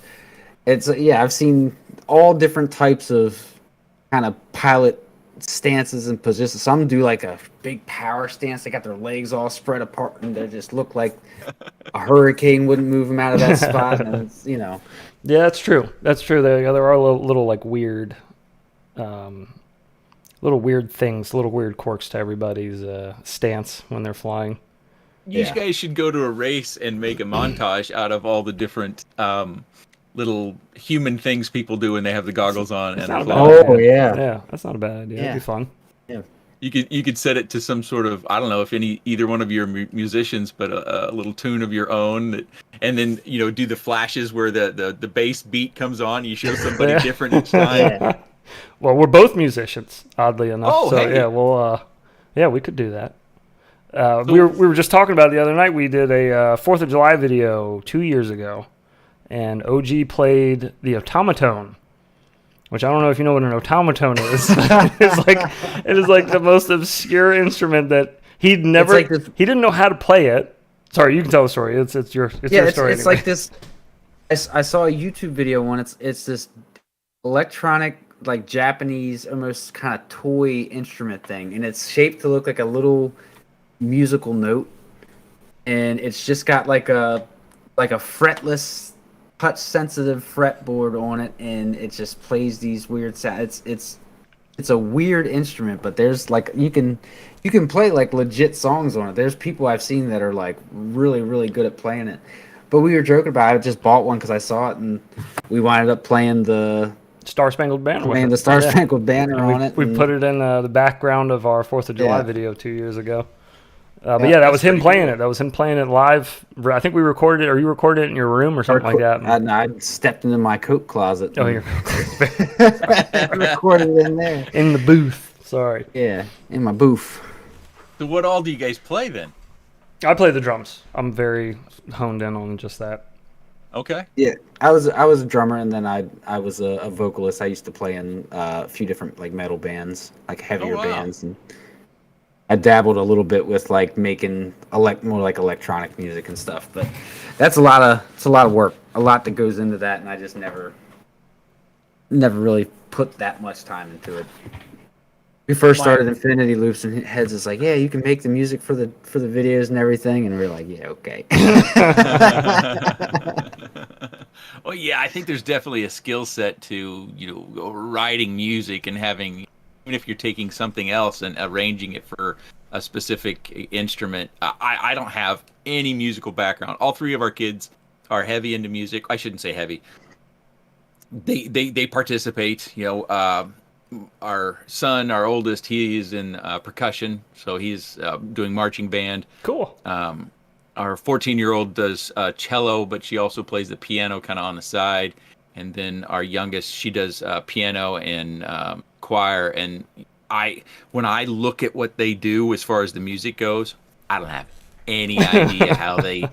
Yeah, I don't know how I got through elementary music classes. I have no idea. Yeah, they must have just passed me to get me out of the room. I don't know, but yeah, it always amazes me. And one of the big reasons why we had all the kids sign up for music is there's just so many studies that show that kids do better academically if they're involved in music. Yeah, and music is something you can do forever. Athletics is temporary. Very true. Yeah, that's true. A lot harder on your body too, the athletics, depending on what you got into. Yeah, that was something I always, growing up, always told the kids, because they all knew that I played ball, and I always told them, you need to be you. Don't worry about anybody else or your friends. You be who you want, whatever you're driven to. But know that schoolwork is always going to come first. Yes, yeah, it's important. It's a hard lesson too. I was a hard cookie to crack with that lesson for my dad growing up. It was a rough one. So, not someone who enjoyed school. No, sir. No, I got out of school as early as I could and got my GED and just started working full time. I was not interested. I wanted to work, and I wanted to work on cars. That was like my thing was body work. I was real big into fixing cars and popping dents and welding and Bondo and fiberglass and all that fun stuff. So I got into that right after I got out of high school and just did that as long as possible until the economy crashed. And then that was the end of that. That's when I got out of it too, 2008. Yep. Yeah, I was at 2009. I was just after GM got bailed out. That was the end of it for me. Yep. What do you guys do now then? I'm a plumber. I do this. Hey. This is it. When my wife got pregnant, she's a teacher. My wife's a first grade teacher, so she's been working towards her career for 16 years now, and she went to school for it, and she's been a public school teacher for I think 11 or 12 years now. But she got her master's and did all this stuff, and I didn't really have much I was doing. I was working like retail jobs and like managing little retail stores here and there, unloading trucks, like just kind of.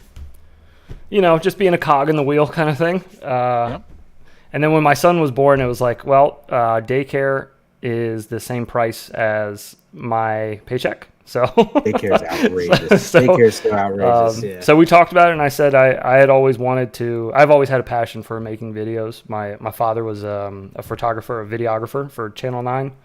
And he taught me everything I know about editing and film and everything else under the sun about all that stuff. So I always wanted to get into something like that. So that's kind of, she said, well, if you got the time now, if you can handle home and the kid, then do whatever else you want. So started an LLC and got to work. Wow.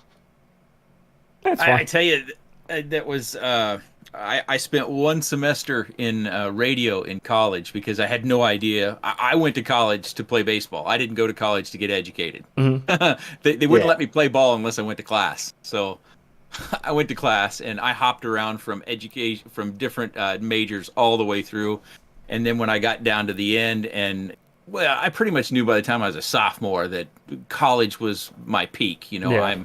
I'm undersized. I don't pass the eye test for not just baseball, but really any sport. As far as scouts are always sizing people up. First thing they just lay their eyes on them and say, that guy's no good. Right. Doesn't matter yeah. what you can do on the field. They just not. But anyways, I knew pretty early on that baseball was going to be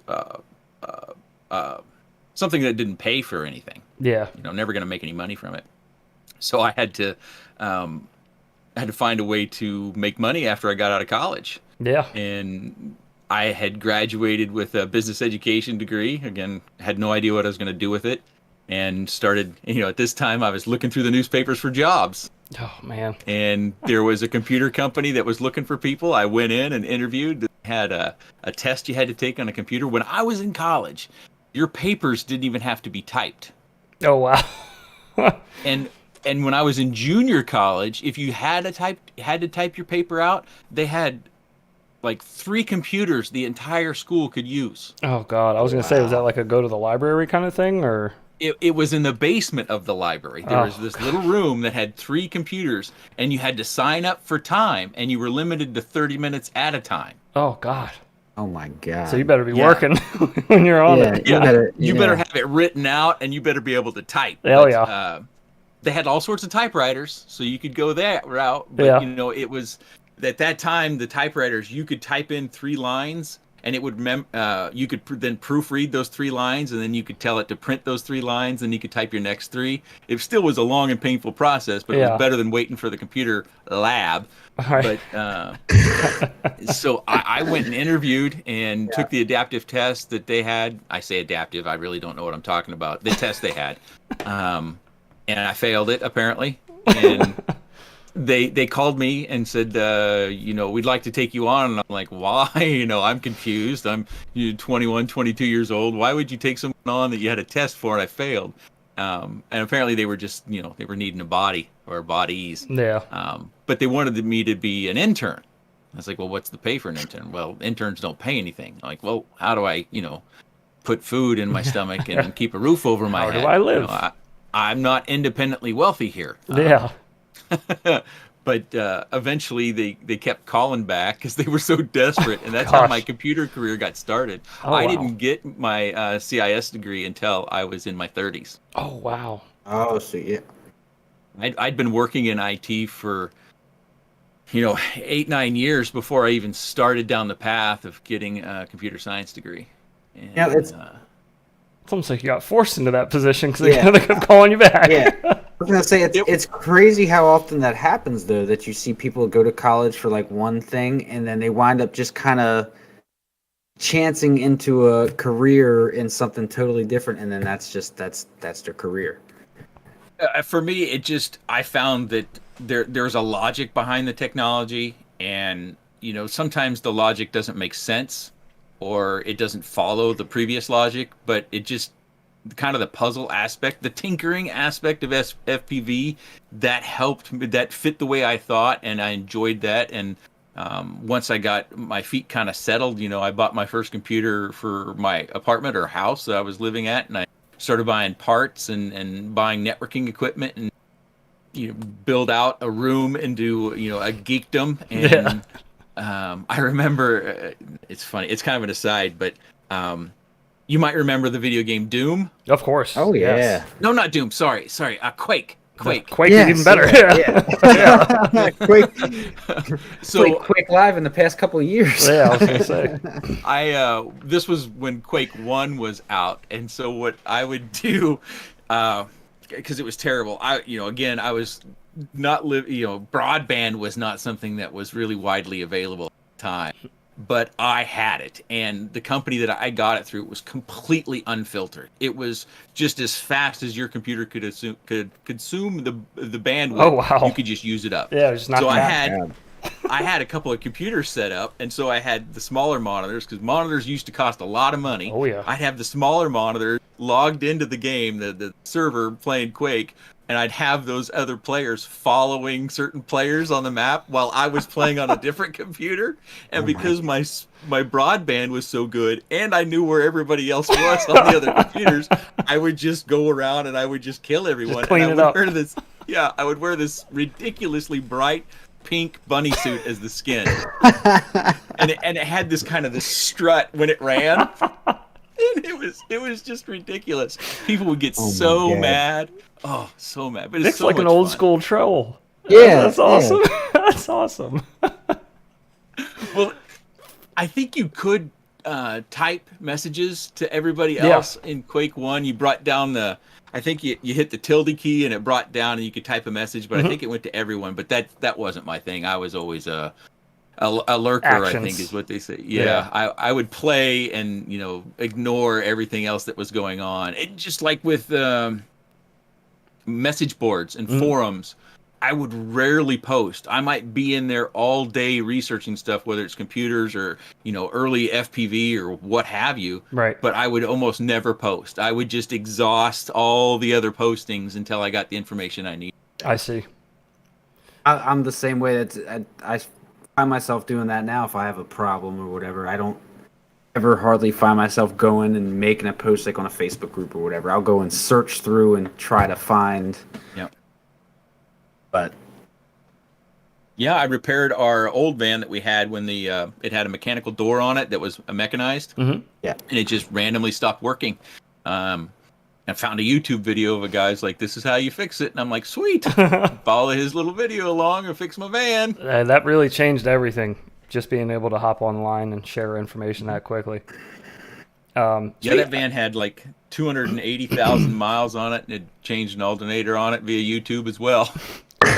there you go. Speaking of YouTube videos, I meant to ask earlier when we were talking about it, what got you into making YouTube videos to begin with? Like, what was the draw into actually wanting to make a video? Yeah, I don't know that I have a very good answer because I can't remember. I can remember those first quads, and I remember making that first review video, if you want to call it like that. It was about. Please don't go watch it. It's terrible. I'm sure. I wouldn't pain myself to go watch that video, but I don't know why, other than I wanted to have a part of the RC hobby that kept me away from work. Okay, I see. That was my broader thought. Was I needed a release. I needed something that I could do on my own. I could have fun when I had time to have fun, and it took some of that time back from me working because, whether it's the like I said, the guilt that I was kind of groomed with growing up that always pushed me back into it. Well, if I do these things tonight, I'll have a couple fewer things less to do tomorrow at work. Right. But why not do something fun instead? Right. Yeah. Exactly. Keep work and at work. I think that was at the point where in my IT side of things that there wasn't a whole lot that I was involved in that was new and fresh and interesting. It was, redoing things you'd done many times before. Okay. So really just to break the mundane day to day and just get some Nick time back. Yeah, and I found that I really, over time, I found that I really enjoyed the conversation that you can have in the comment section. Sure. Even with people who seem to be upset. Yeah, absolutely. Because as long as they're not irate. Being upset's one thing, but irate, it's a little harder to talk If there's just no room for engagement, then you just move on to the next comment.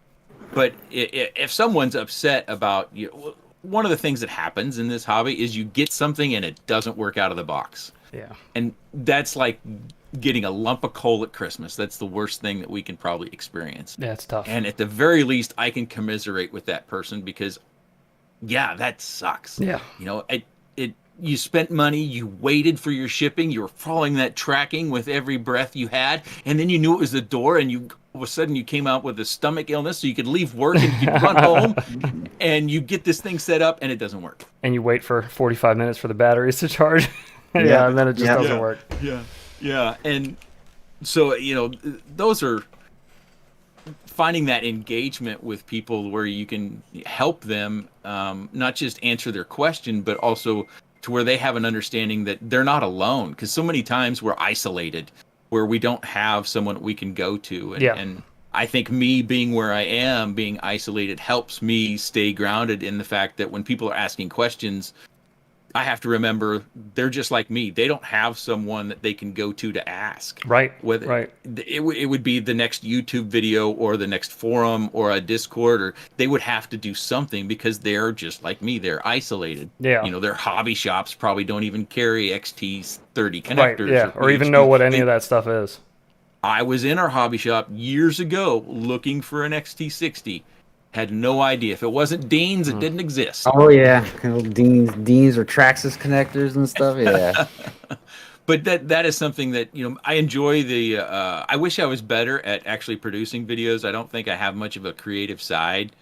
I try to think of things that I find interesting during my experience with a quad. Like I've got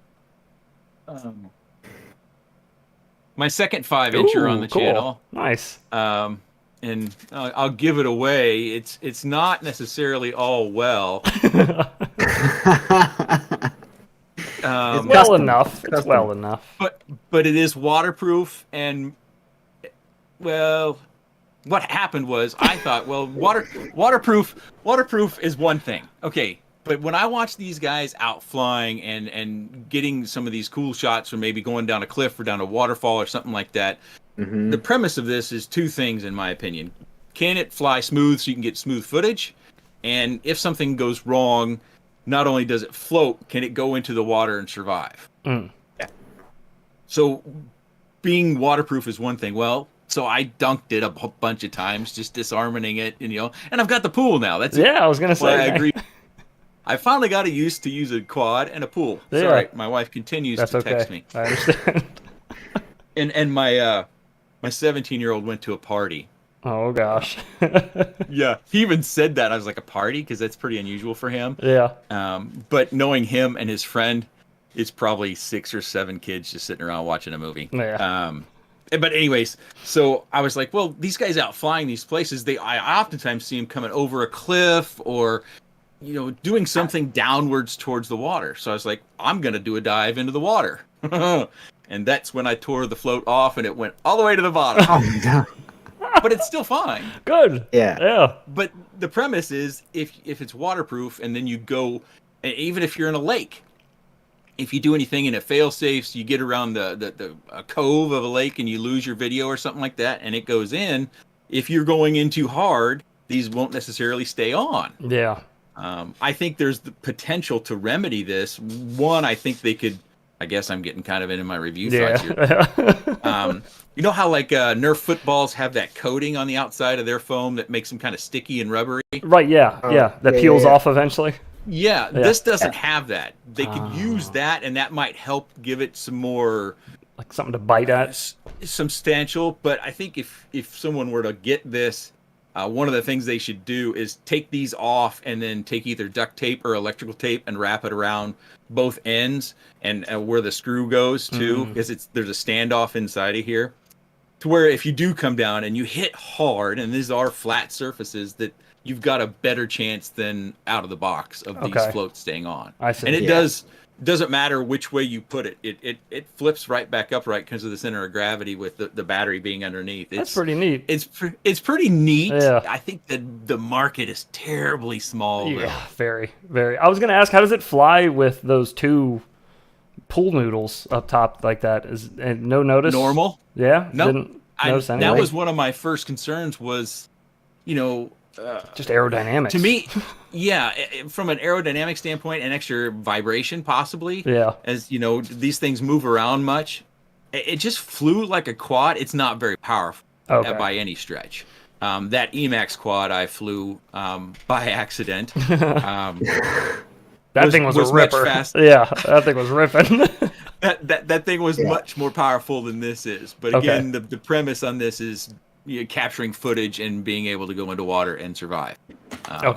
But yeah, it's like when I would think about this, because again, I think it's going to be pretty interesting, and I don't want to bore people who aren't actually interested in the product. They might watch the video for something to do in the moment, entertainment, take their mind off of whatever's going. Mm-hmm. Yeah. And I still don't know how I'm going to put it all together. Am I going to follow the normal format? Am I going to do something else? I still want to try actually wrapping some electrical tape or something Yeah. and then doing another dive. You should. I was hoping to do that tomorrow, but I didn't get the lawn done. But well, I ran out of gas. I think I may have said that before. That we was went before live. stream. Yeah, that was before we went yeah. live. You guys Yeah, missed some I, riveting lawn conversation. Nick and I just Yeah, dadding it up in here talking about lawn. my self-propel drive on my lawnmower took a crap on me the other day. I was trying to do one of my last cuts of the year. It took a crap on me about halfway through. So Was it the belt? No, it's like it's got this little like hub, like this little housing that goes over the shaft that the rear tires are on or whatever, and something in that I guess is just I got to take it apart at some point with it, but yeah, It's probably a gear, just like with a garage door opener or something like that. yep. Yeah, hopefully it's something simple because it's like I'm trying to get my last cut of the year done, and it's every time I walk out my front door, I just got this big mess, and I'm like, ugh. Yeah, I'll be cutting the grass for another couple of weeks because we got all these leaves yet to fall, unless we get an early snow, and then you're kind of stuck. But yeah, That's always unfortunate. Yeah, all the leaves. It's crazy because what I'll do is that fire pit. I'll start the fire pit and I'll throw leaves in there as I'm bagging them, and so I'll use just a traditional trash bin that not inside but like garage trash bin, and I'll scoop a bunch into there, and then I'll work on the rest of it and put that in bags, and then I'll dump into the fire pit as it gets a little bit low and burns it off. Oh, there you go. All that, yeah. But it's a process, and I'll still have. Like just today, I think there was 4 55-gallon bags that I filled up. Whoa! Oh wow! And I've got just doing the back, and I'm certain I'll have at least one more to finish the back out. Wow! And that's pulling a big chunk of your yard out from the pool. Mm-hmm. Wow! And still, good grief. Yeah. In the front, that's a whole different ballgame there too. It's not as bad in the front because no fencing, so it can blow it off into the neighbor's yard. Yeah, there you go. Send it on down the street. It's their problem. Yeah. Well, there is that creek down the way that it'll eventually, if the wind blows hard enough, it'll blow all of our leaves down in there. But that gets you have to be pretty patient. Way. Yeah. Just a little out of sight, out of mind action for you. Just send it down to the other end of the cul-de-sac. You're fine. Well, I was hoping that my 17-year-old wouldn't work tomorrow and he could tackle the front, but he told me tonight before he went to his party that he has to work in the morning. So. Oh, okay. So he's working. Convenient. Too. Yeah. Convenient. He didn't know. I didn't pitch him on mowing the front. He told me he opens tomorrow. He works at the country club. He works out on the golf course. He has for years. So he whether he's caddying for someone or he's just doing what they call picking over at the driving range, where they just get. I don't golf, so I don't know anything about it. But I know the bare minimum. Not much of a golfer.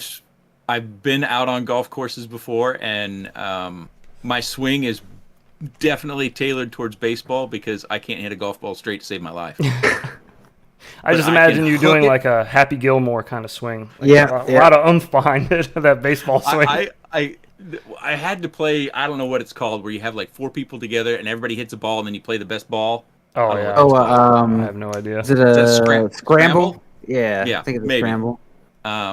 But I was at my brother-in-law was getting married and we did a scramble, and the only ball of mine that we used all day was the drive off of it was elevated and then it went to the right, and my ball naturally, because I don't know what I'm doing, would hook heavy to the right. And they would make fun of me all day long. They're like, it takes off like a scalded dog and then it just hangs right. And I was like, I don't know how to fix it.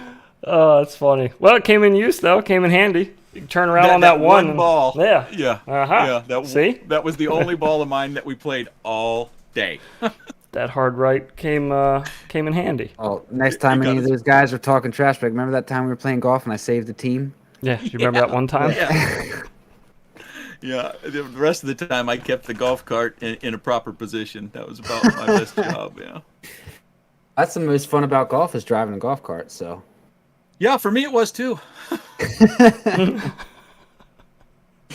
My golf, it's an aside, but playing baseball over these years, and I was a pitcher, so I wasn't even really a hitter. But this was high school. A friend of mine that played baseball. We didn't have high school baseball. We only had like summer league.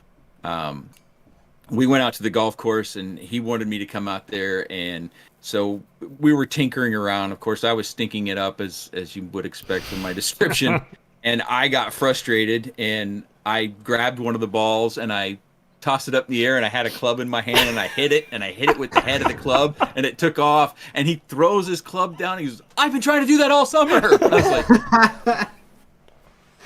I just did it. Yeah. Should have been hitting them from the beginning that way. Well, something like that happens. You can't do it again. No, yeah, it's not. No, you can't repeat that. No, you got it the first try, all done. That's it. Yeah. I could swing and miss 10 more times, and then, the myth doesn't live on. If I do it once and on the first try you get it. Then you get that story. The legend lives on. Yeah, my dad did that once. I grew up bowling. I was a very, very competitive bowler. And my dad hadn't really bowled at all since he was a kid, and I got him to roll one ball, and he wound up getting a strike, and he's like, "All right, I'm done." And then for the next 10 years, he told everybody, "Yeah, every time I've bowled since I was a kid, I've gotten a strike." Like, all right, yeah, I guess. In a roundabout One of the stories, kind of a myth. I tell everybody I was a 500 hitter in college. I was 1 for 2. You're not lying, though. No, I'm not lying. I got 2 at-bats and I got 1 base hit. That's it. Yes. Just going by the numbers. Yeah. Not lying. Played 4 years college baseball, and I'm hitting 500. It's an impressive record. What position did you play? I was a pitcher. Okay. That would explain the arm, shoulder. Yeah. Yeah, the shoulders, the back, the knees. I actually had a knee injury my junior year, and they wanted me to get surgery, clean up the meniscus, and maybe I recall there being something about a suture. But we had just started our season, and at that time I was like, well, if I get the surgery, how long before I'm back? Yeah. We're like, 6 to 12 weeks. I'm like, well, that's not what's option number 2, 3, and 4. Yeah. And they're like, well, pain management. Okay, well, what's involved with that? Well, we can give you shots when the pain's terrible, or we can do this electrostim, on a regular basis in order to knock the edge off. And so we ended up going that route, and then I didn't get the surgery over summer either, and then played my senior year, and I actually never got the surgery. Oh, wow. But here I am 30 years later, and yeah, that left knee. Probably should have gotten one. You're like, I should have got that surgery. Yeah. It bothers me quite a bit. I'm actually, as part of my weight reduction, I would try to go for at least 3 walks a week.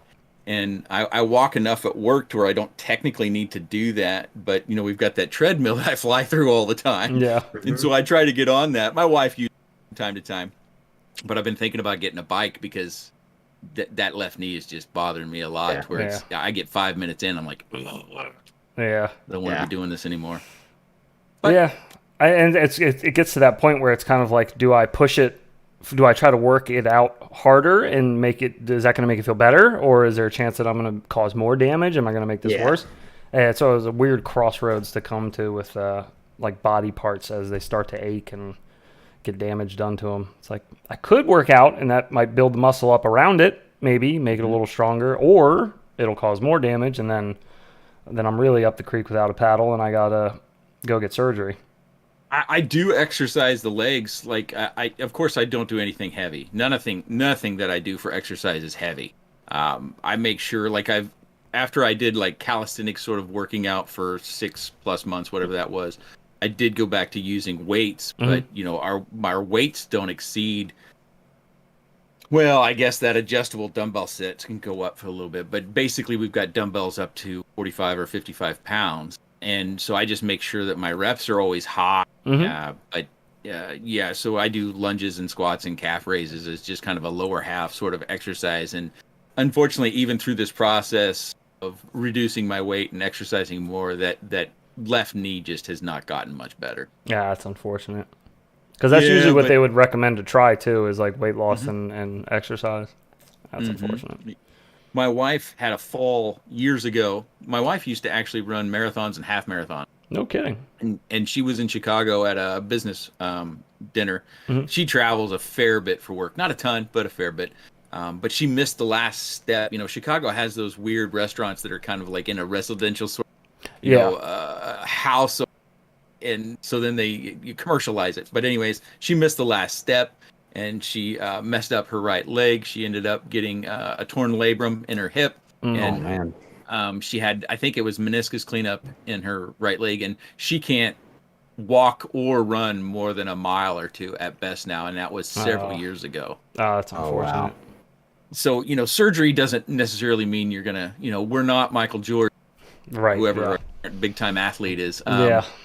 We're not getting the world's best doctors that work on us, Sure. and we don't have a team that are going to make sure our rehab is just perfect to where Right. we can go back and we're And ourselves. have So- stem cells. They're not now. hand selecting physical therapists and all that stuff. Yeah.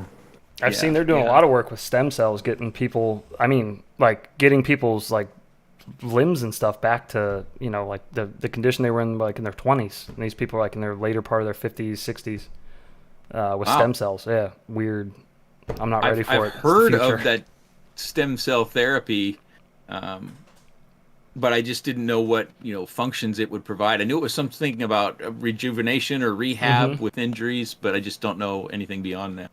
Yeah, I don't know a whole lot about them. I just have heard quite a few, I guess, accounts of people that have sworn by it or know somebody that got it done. And, you know, like, oh, I had this rotator cuff problem for years and years and years and had all these surgeries and got cortisone and nothing worked. And then they went and got this stem cell injections. And then all of a sudden they're like, oh, no, it's like I'm 20 years old again. I can throw the ball with my kid and don't even notice it. So... Cortisone shots, boy, those hurt. Or Yes. at least they did when I got them. Yes, they do. I got a cortisone shot a couple years ago on my shoulder, and yeah, it's My not fiance's getting one Monday. it's not fun. They're Where never at? fun. Her hip. She's got hip dysplasia. Oh, okay. Yeah, so she's at the point where she really needs a hip replacement, but they're trying to try some other stuff just to get her some temporary relief to just kind of put it off. So she's getting a cortisone shot on Monday, and then has to do like physical therapy and all that. But I'd never even thought about stem cells. I'm about to take her down to Mexico, get some stem cells shot up in her. Yeah, If that helps. If you can afford it, might Yeah. as well give it a whirl. Yeah. If all your other options have been exhausted, why not? I got a couple of cortisone shots when I was in college in that knee, and Ooh, and the knee you know too. you know that paper, the butcher paper they lay Yes, on the table yeah. that you sit on?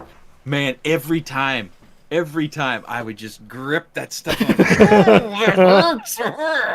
And they always tell you don't move. Oh yeah, And sure, no All problem. you want to do is move. You just want to run away. Yeah, Oh, yeah, that's and no that good. stuff goes in like cough syrup. Oh yeah, yeah. It always takes a while. Yeah, I didn't like it. I wasn't a fan. Sweet. Well, I'm glad I got this to look forward to on Monday. Well, you're not getting it done. Yeah, but I'm gonna be there. I'm gonna have to watch her. go Oh, through you'll it. be fine. She'll be fine. You know, this may be controversial, but women go through a lot of stuff that I would never want to go through, and they're able to deal with it. That's So, a fair point. Yeah, as much as I might be complaining about my experience with cortisone shots, she could go through like a champ. That's true. Yeah. She did have 2 kids already, so Yes. she's been through the worst pain I believe they've said Yeah. anyone can experience. Yeah. So yeah, maybe a walk in the park. Who knows? Maybe we're all a bunch of sissies, and she's just she's gonna go in there and take it like a champ. I'm all for me being a sissy. You know, they always say breathe through it, and all I could do was hold my breath. Yeah. Yeah. I'll just wince Just until breathe. it's over. Thank God. As long as they give me a lollipop after the shot, I'm good. That still makes the hair on the back of my neck stand up just thinking back, and that was 30 years ago. Oh geez. wow.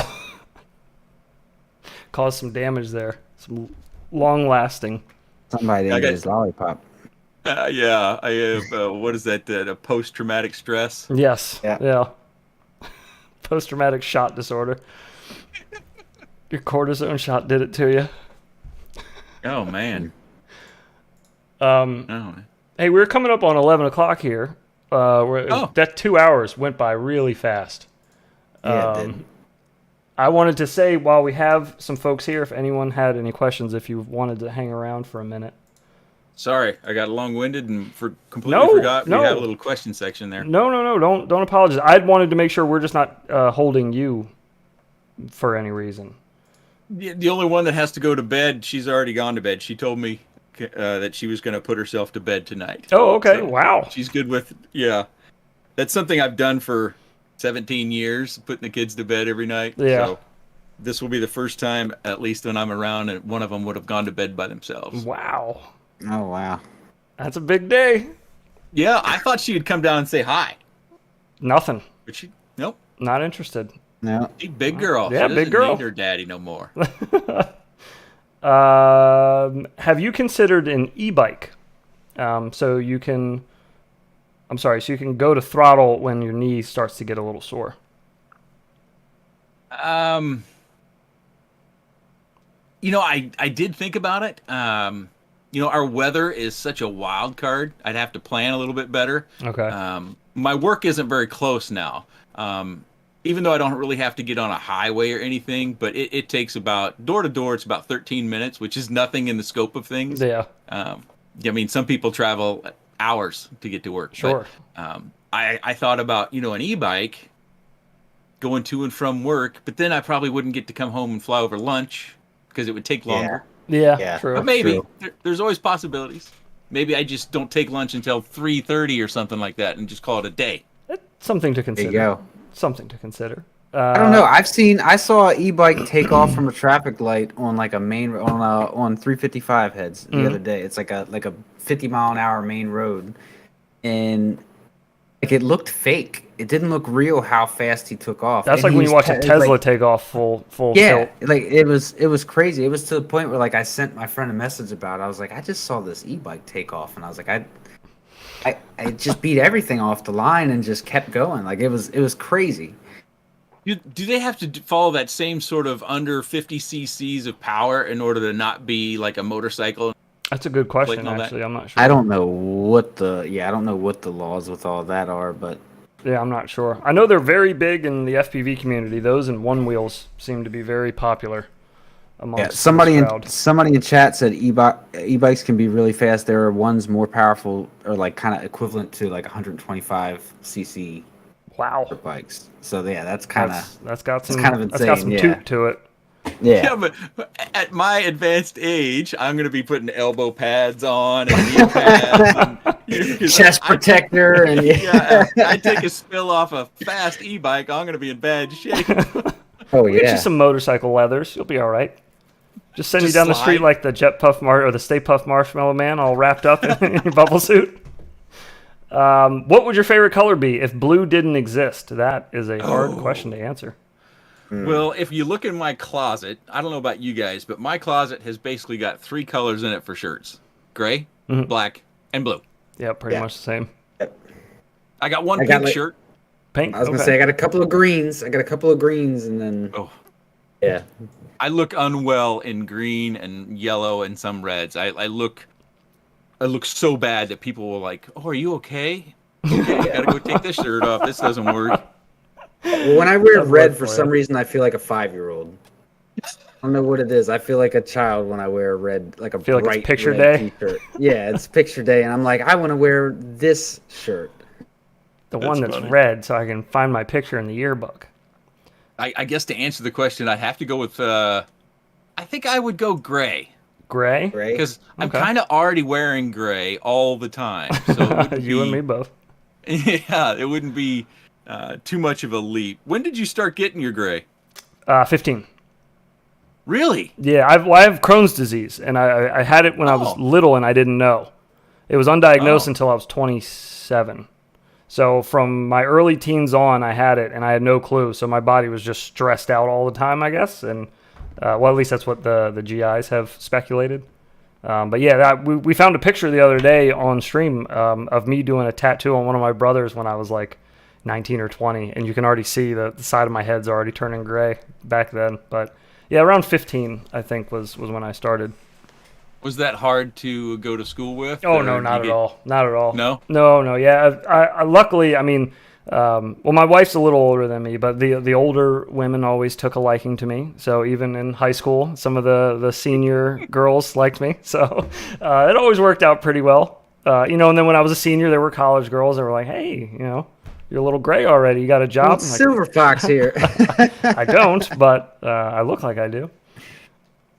Yes, I You am look like you're independently retired wealthy. from Yes, a job. yes. What about you? When did you start going gray? I noticed shortly after high school graduation, I had a first like dabbling, and my dad was silver haired by the time he was 30. So I've been kind of surprised that I've had any real dark hair stick around at all. Yeah, It's you kind of got taken a little. quite a bit. Quite a bit Yeah. of dark hair stuck around for you. You got more than I do. Damn. Oh, yeah, but yeah, has your hair has gotten more It's white. gray since I've known you. Yeah, it's like white now. now. Yeah, everything's just turning white. It's all going white. One of these days when he's old enough, I'll blame it all on my son. I'll tell him it was his fault. So I went gray. As my father did with me. Didn't Yeah, get gray but hair yeah, until my- I was bored. Yeah, my dad was the same way. His hair was full gray by the time he was 30, and I've got like a couple of random ones throughout my head, but overall I've stayed about the same color I've always been. Well, you also don't even get facial hair, which is just absurd. That Yeah, doesn't that's make true. sense to me. That's in true. in I your haven't- 30s with no facial hair, it's crazy. I haven't shaved in a couple of weeks. Which is insane. And even though like I I've shaved never 2 days ago. So I've never legitimately had to shave. I just get like enough random little Whiskers. like whiskers that if you look at it up close, you're like, what is this prepubescent adult doing here? So I like shave that little bit off, but like I don't ever have to shave. You just put some milk on there and the cat licks it off. Oh, I mean, you think you're joking, but that's really all it would take. So that's yeah. Meteor 6 Pro. I don't even know if I've flown that yet. The Meteor 6 Pro, is it good indoors? Have you flown one? Meteor 6. Well, The I Pro. presume they're not. I presume they're not talking about walk snail beta FPV because that's probably one that they're mentioning an older version. They didn't specify. It just says Meteor 6 Pro.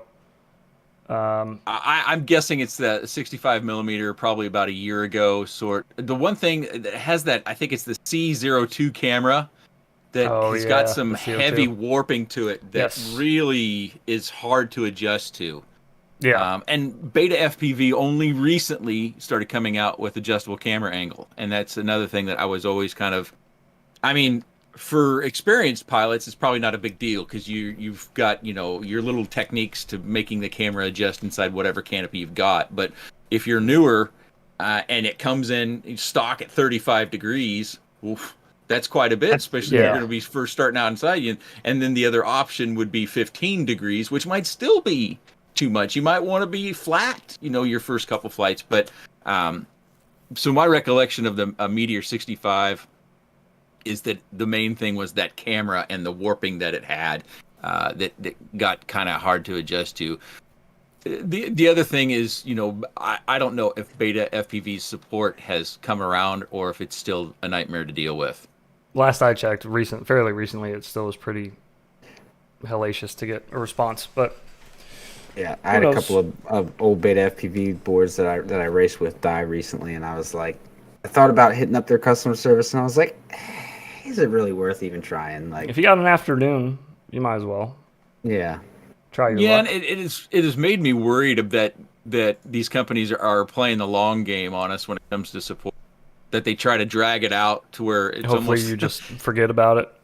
it's a little bit like I think of AOL back in the day. You might not even know of AOL. Oh, I do, for sure. Okay, dial-up internet service. Well, Surely. you could sign up right with your brand new computer. It had the software Yep. right on it. Mm-hmm. But you couldn't cancel online. You had to call. And every time they called AOL to cancel, they would offer you free hours. And it seemed like they were playing that game that you would eventually forget long enough and they could just keep you as a customer or at least taking your money. But it does seem like, I saw on Facebook earlier today that Jesse Perkins had posted his chat conversation with Bang. Yes, as well. yeah, I saw I saw those. that Those were too, so yeah. funny. Yeah. Their automated response. That's like everybody. I feel like every computer desk in the '90s had that one drawer where there was just like 15, like 500 free hours of AOL Oh, yes. CDs Yeah. sitting in there. Yep. Everybody had that drawer. They made great coasters. Yes. It'd be funny if You every told time me- you tried to call AOL's customer support, they were on dial-up and they couldn't pick up the phone because they got the You just get a busy signal. Mom, I'm playing Quake. Hang up the phone. Yeah. I'm sorry. All right, moving on. Are you in the beta testing program for HD0, their goggles? I don't know if you'd call it the beta testing, but I did contact Carl and I said, "Hey, let me know when you need some cash for because the goggles are requiring some sort of payment." Okay. And I don't have any problems with that because I mean, you guys might know, but anything that the channel generates, I just stick it in a separate account and Yes. it goes right back into FPV stuff, whether it's Best at our way to do shops it. or Yeah, best way to do it. donating to somebody or I always have to be careful about stuff because that can just lead to everyone coming and asking and all your inbox is just full of, hey, can you I'm sure. donate? Yeah, I was gonna say. I'm sure if I've gotten plenty of them, I'm sure you have as well. If people just straight up asking for things. Yeah, but I do plan to get a pair of the goggles and I think relatively early on. We'll see. I don't have them. I guess if that's another question anybody has. Okay. I don't have a set. Okay. How much money has OG saved throughout his life not having to shave? That's actually a pretty good question. I don't Well, know it's if hard we to could, say. Yeah, I don't know if we could Yeah. quantify that or calculate that. I guess we would just have to calculate the difference between how much money like one of you guys has spent in your life on razors and stuff. Pineapple on pizza, yay or nay? For me, Yes, sir. yeah, it's not my favorite pizza, but I would eat it. That was a very Yeah. I guess. I used to work at a Big Cheese Pizza, if you remember that brand of pizza. I don't think I've ever heard of that Yeah, one. okay. I think it was, pretty regional, but as a high schooler, I worked at that pizza joint. One of the best jobs. It was so much fun. We had one manager, and the rest of us was high schoolers. Yeah. And this was back when you wrote all your orders on a ticket, and it slid down a slide.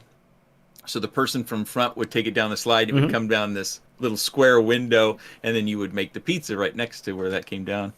But we had a delivery driver, and the delivery drivers had to be on lookout because this was back when you made the dough on site. You had these huge floor standing mixers, and you had these giant bags of stuff, and you put it in there.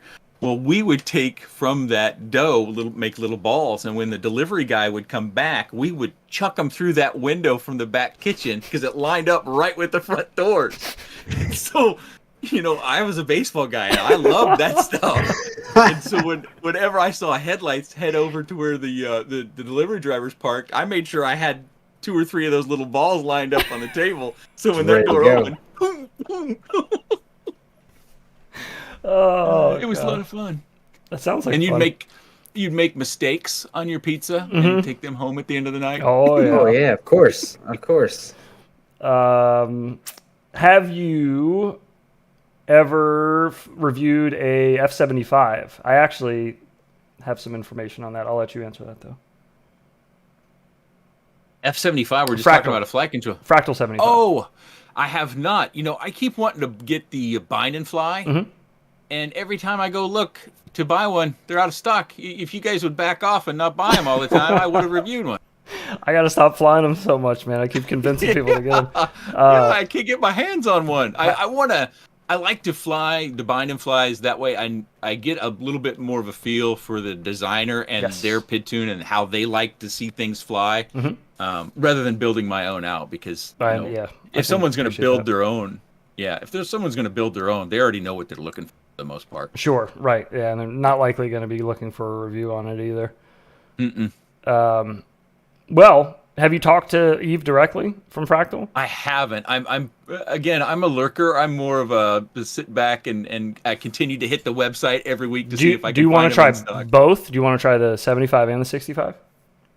Would you be interested? I don't want to be greedy, but yeah, and No, keep you're in not being mind, greedy. I'll You're not being greedy. I'll definitely pay for them. You're not being That's greedy. why I keep.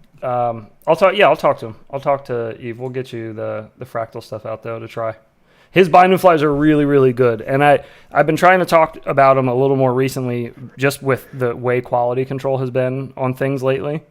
I don't know. I'm sure you probably experienced it too, but just some of the binding flies I've gotten recently in the last couple months have been a little hit or miss. Some of them come in not working at all, and some of them come in kind of half working, or they're working, but they kind of seem a little thrown together, not ironed out. All the ones you get from Eve, he personally goes through and does everything to them, and you feel that when you get it. You feel like somebody actually gave a care when they put it all together and tuned it and everything and sent it out to you. So it does. Got a quad sitting right here. Mm-hmm.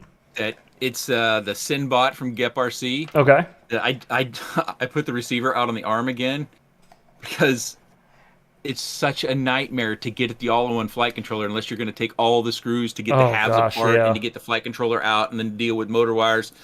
I was like, if you're going to buy this, do not get the plug-and fly version. Yeah, because that's the short. It's just a nightmare to get in there. Yeah. And I hope that it runs forever, because replacing that all-in-one down in there, hopefully, it's going to be a pain. Hopefully. And this one's 6S, which I'm not a fan of just because of the weight. Yeah. The one and only GepRC bind and fly that I ever got was the old Phantom, the 2.5-inch Phantom, like toothpick style. Yeah. And I ordered it and I bound it up and everything, and I went to fly it. I didn't check all the screws down or like put Loctite on anything. I just was like, oh yeah, it's a bind and fly. It should be ready to go. First pack top plate just blows off of the quad. I'm just flying and all of a sudden it just freaks out and just top plate just blew off. It's like, good Lord. Gotta check those screws. Yeah, double check. Lesson learned. That was the early days. It would appear most people want you to look at the Fractal 75, so we should probably get you one. Okay. It would. Yeah, I've been trying. I think it's been like 4 or 5 months. I go to his website every week trying to find them in stock. He's been doing a great job business-wise. He has just been killing it lately. I'm happy for him. It's hard. Yeah, I'm sure. Whenever you've got something people like, your shop being sold out is not a bad thing. Yeah, no. Yeah. No. It's for him. It's a stress thing though, because he is just he's very hard on himself. He's a perfectionist, like to the core, and so if things aren't there, if things aren't available, then he considers himself like not doing his job. Like it's not, his shop is not functioning right because everything's not available, kind of thing. Sounds like he has some of that guilt we were talking about earlier. Yes, exactly. Yeah, just built in. It's just built in there. But yeah, he's a genius. He's a really, really smart guy. We talked to him as well. Had a nice conversation with him. He's a lot of fun. Real quick, where did Nick get his shirt? We sent it to him. Right? Oh yeah. That's what you get for passing a content creator challenge. Yep. You get a free shirt. Yep. And we got Edoc asking, do you watch any other YouTube channels like very regularly, and if so, what channels? I do watch some, but I don't watch my counterparts like review channels. Yeah. So I'm more likely to pick up. Well, I get sent a lot of stuff to watch, and so I'll see some of those, and then just things that randomly pop up in my side stream. It seems like Bardwell is always in there, so I'm always looking for someone that doesn't look like Bardwell. Yeah. Nothing against him. It's just, I know what he makes great content, but there's a good portion of it that's it's very not for me. Poignant. Yeah, it's a very, very pointed videos usually with Bardwell. Yeah, he's definitely got a lot of thought that goes into not just his videos and his creation, but the reason why he's making the videos. Right. Yeah, streamlined to it. It'd be hard for me to name a particular channel that I would go to and watch because it's so much all over the place. What about There's outside no channels FPV? that like you see that they posted a new video and you're like, oh, like gotta go check that out. I'm so busy that I don't have a lot of that sort of time. Geez, just wants you to say Infinity Loop so bad right now. No, because we talk about it all the time. We're the same way. Neither one of us watch a whole lot of FPV related. Right. I did see I think it was the last video you had with the the axe and the American Psycho. Yeah. Yeah, American Psycho. There it is. And then you were doing your little dance. It's like, oh man, you got to get those hips going, man. Yeah, I saw your comment on that. I tried my best. These hips just don't move like they used to. It's a good thing it's you, not me. Mine don't move at all. But yeah, I think if someone's looking for interesting content, like new concepts, you guys are the only ones doing it. Oh well, thank you. I appreciate that. Yeah, thank you. I mean, we try. I am drawn more to your type of video because I never know what you're gonna do. Or you might be dressed up. Who is the girl with the red hair and the braids that you were? Elsa and Anna. Elsa and Anna. Yeah. Yes. And then when you imitated me, big nerds. Yeah, I enjoy a laugh. I enjoy that stuff so much that I'm more drawn to that sort of content. You know, when I see somebody who's got a really impressive flight video, I almost never remember who it was. It's hard. It's hard to make a name off of just flight videos. You really got to stand out.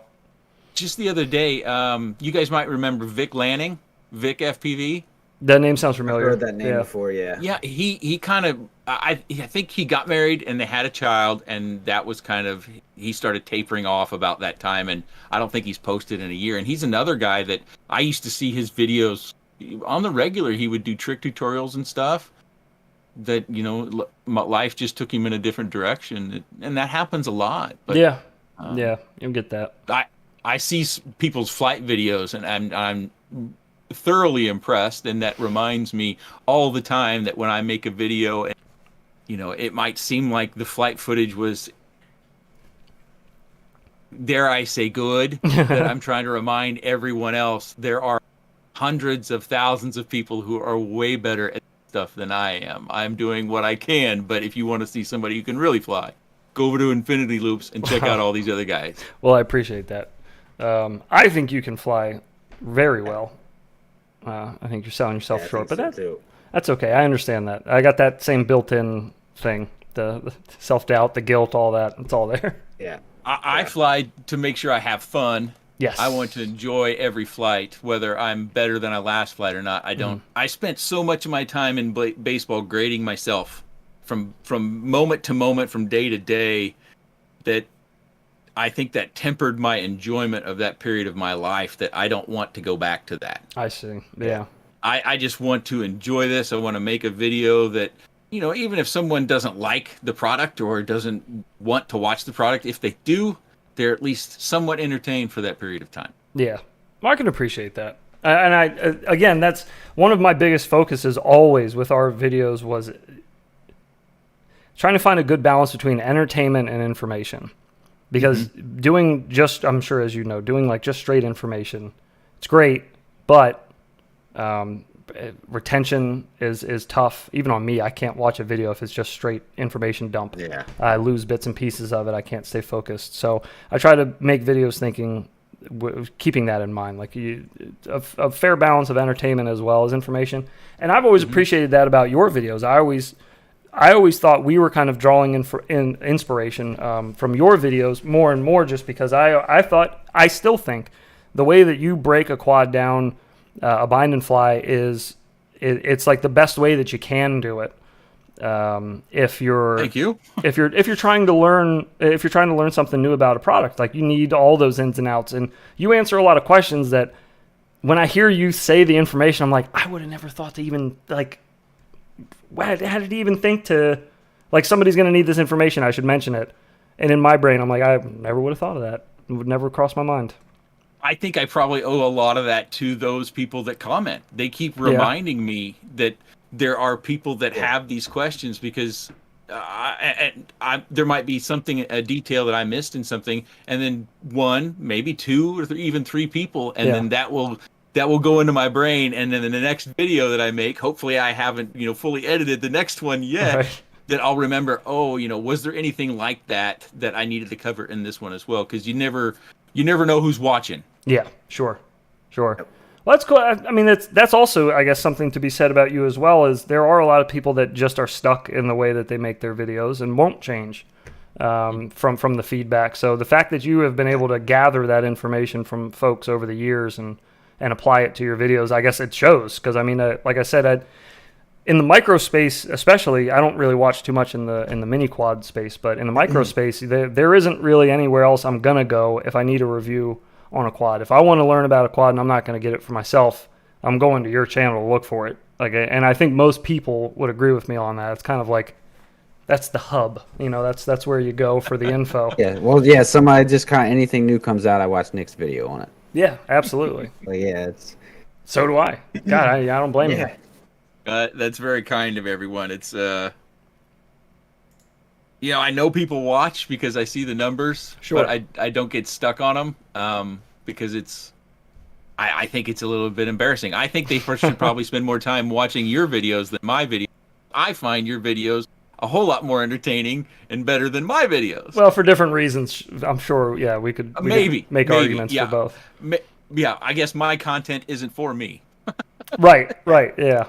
Well, it seems to be for a lot of other people, so that's all that matters, I guess, when you're putting it out. Hopefully so. I think one of those, again, it goes back to probably that guilt. My videos I've always tried to help someone identify if this is worth their money or not. And for the longest time, I didn't even give my opinion on a quad. And sometimes I still forget to give my opinion on a quad. And other times I get too excited about a quad and I give my opinion too much. Yeah. I guess that human aspect, I'm still fallible in that regard of being, not getting excited about a product because, quite honestly, some products just speak to us as individuals. Right. It might not be for everyone, but, I get a product and I'm super pumped about it because it just flies so good and I had so much stinking fun. Yeah. And now I'm going to bring that to this video because I can't stop it. Yeah, well, then the opposite's true too, and that makes it hard if you get something and you're just like, I am not a fan of this. Like, I don't want to sit here but then at the same time, it's like, do I really want to make a video where I just sit here and bash this product nonstop for 5-10 minutes? So it's like, I'm just gonna give you the information on it. I'm gonna make it like a little commercial for it, and that's it. Yeah, there you go. These things are. It's amazing to me that we are still seeing iteration of these things. They have gotten better. Yeah. Like Gepar C in their 2.5-inch version. You can't quite see it. I still got it. Was one of the best flying of this sort of type for my enjoyment. Not getting my shot. I live in a boring rural America. There's not really anything really cool to get a shot of.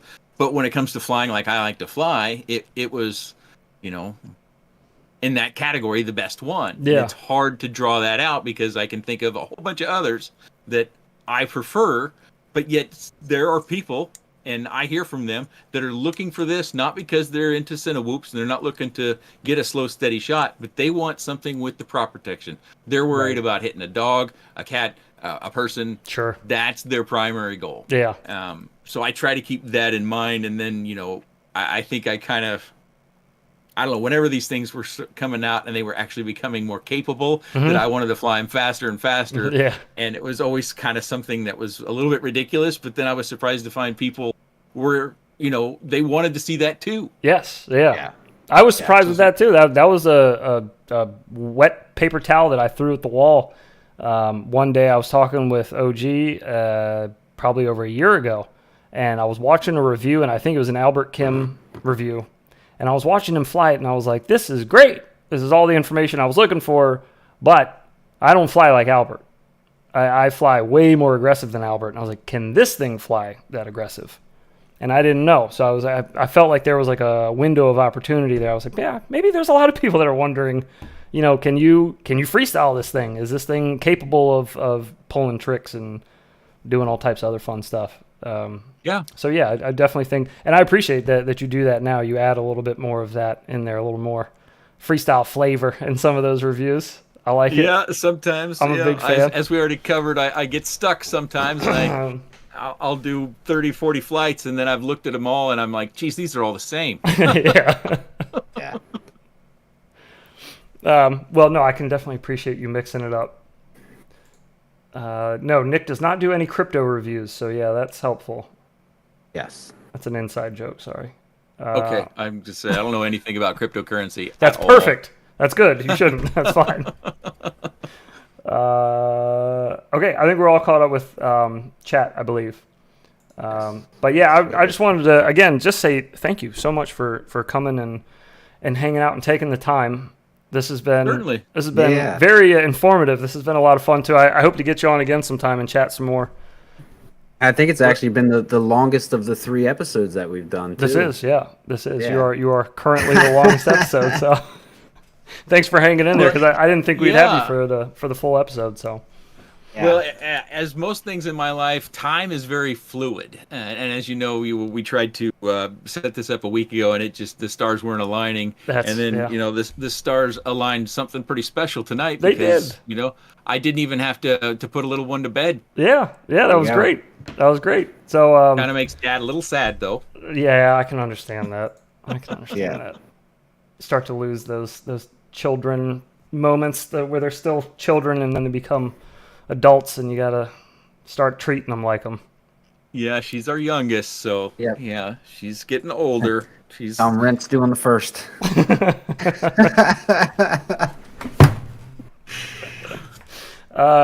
We do go over our bills with the kids. We show them. That's actually a really good idea to do that. Mm-hmm. That's a great idea. We don't do it a lot, but it grounds them in the fact that how much it costs for us to have what we have and to do the things that they do. And I constantly remind them that, I don't know how to phrase this to where it doesn't sound bad, but their life isn't normal.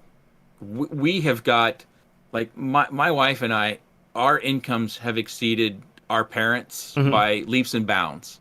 And we have them to thank for that, because they did the best they could for us, and we have been able to take that ball and run. But, when we go on a Disney cruise, which is ridiculously expensive, and I'm not for spending that sort of money. I'm just like, why don't we just stay home? Close your eyes and accept. I was like, I can do some flying. You guys can chill and watch Netflix and relax. But anyways, I remind them that is not normal. Most people are not going on a Disney cruise. Right. So you need to, and we remind them of, because, my wife and I both grew up kind of the same way. Section 8 housing, free school lunches. My little town had a soup kitchen that we ate at in the summers, but I was little and I was afraid to go in because the people inside scared me. So I sat on the curb, waited for my sister to come out. Oh, man. And then we'd walk home. And so, we came from very, humble, minimal. Very humble. Yeah. And we're very, very lucky. And that's probably a big reason why I give so much of this stuff away. I'm in a fortunate position, and there's certainly no reason for me to just hoard it all up.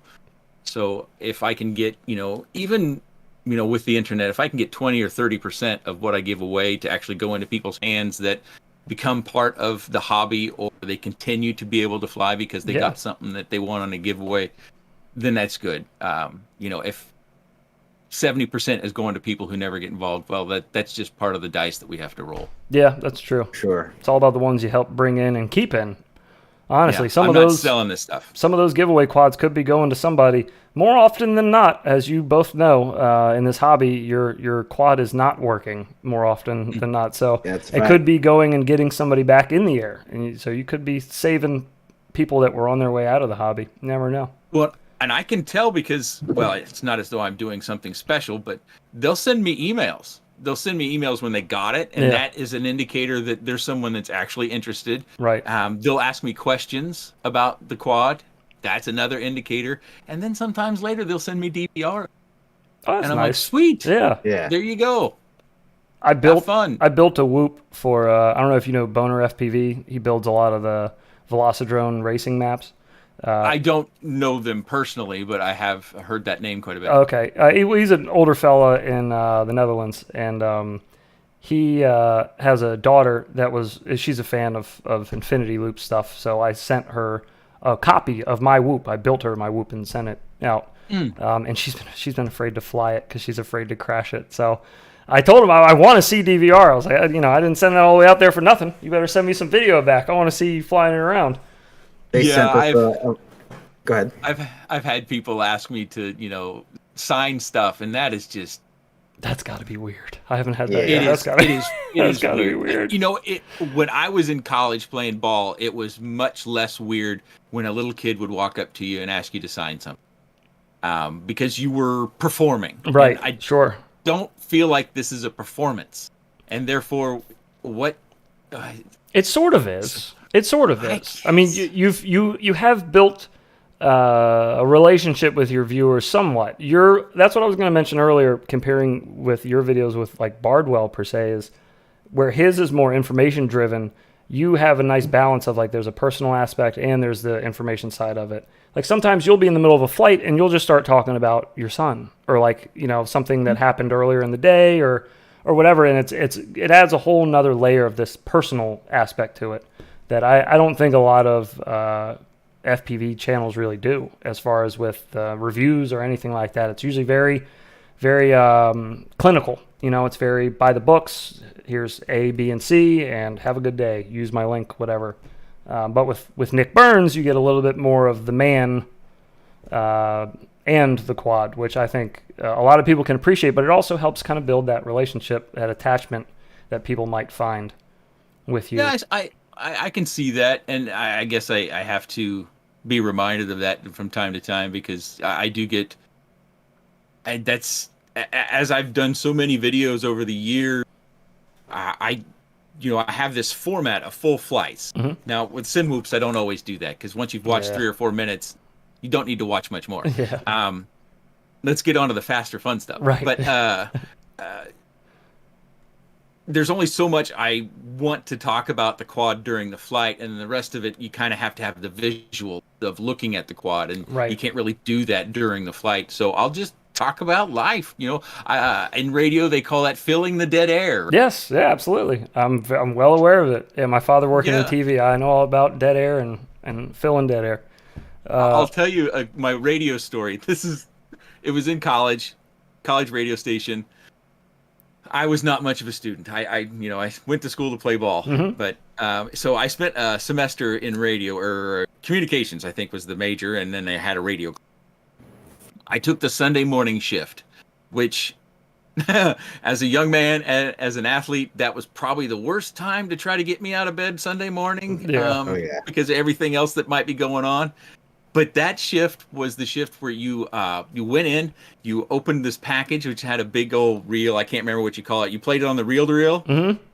You queued it up, and it played for 4 hours all on its own. So I would cue that thing up, and so you had a certain time, and it started, I'd say it's 7 a.m. or something like that. So you would, go from, I think this is a long time ago, so my memory's not. You would go from satellite, which played overnight when you didn't have any shift, and then you would bring in the reel-to-reel, which was, for all I know, it was church sermons. I can't even remember, but I went out and laid on the couch and took a nap. There you go. No reason for me to be up in here. Yeah. One time it stopped or got hung up, I can't remember, but I woke up because there was no way to get into the studio from inside when on the weekends school was closed, or that area, the school was closed. So you had to come to this outside, like this big metal industrial door, and someone's just beating the sin out of that door, and I'm just... And when they did rouse me, I caught, they had windows through the station, and you have that red light that comes on because you can't have a ringing phone inside a radio station, and that red light's just going, and they're beating the door, and I'm like, this might be my last day. Oh no. Oh God. It's too funny. Oh Lordy. Well, I take it wasn't your last day? I finished the semester. I think I got a good once over, though. Yeah. Got a good once over? Yeah. At least I didn't curse on the radio. That happened to one of my counterparts in that class. There was 2 guys doing the high school football game, and I was on the kickoff of the game, and this other guy that was supposed to do the second half color or whatever. Yeah. They had 2 guys there. One guy wasn't live on a mic. He's sitting in the booth behind the other 2 guys. The kickoff happens, and it's high school football out in rural America. It's not all that impressive. Yeah.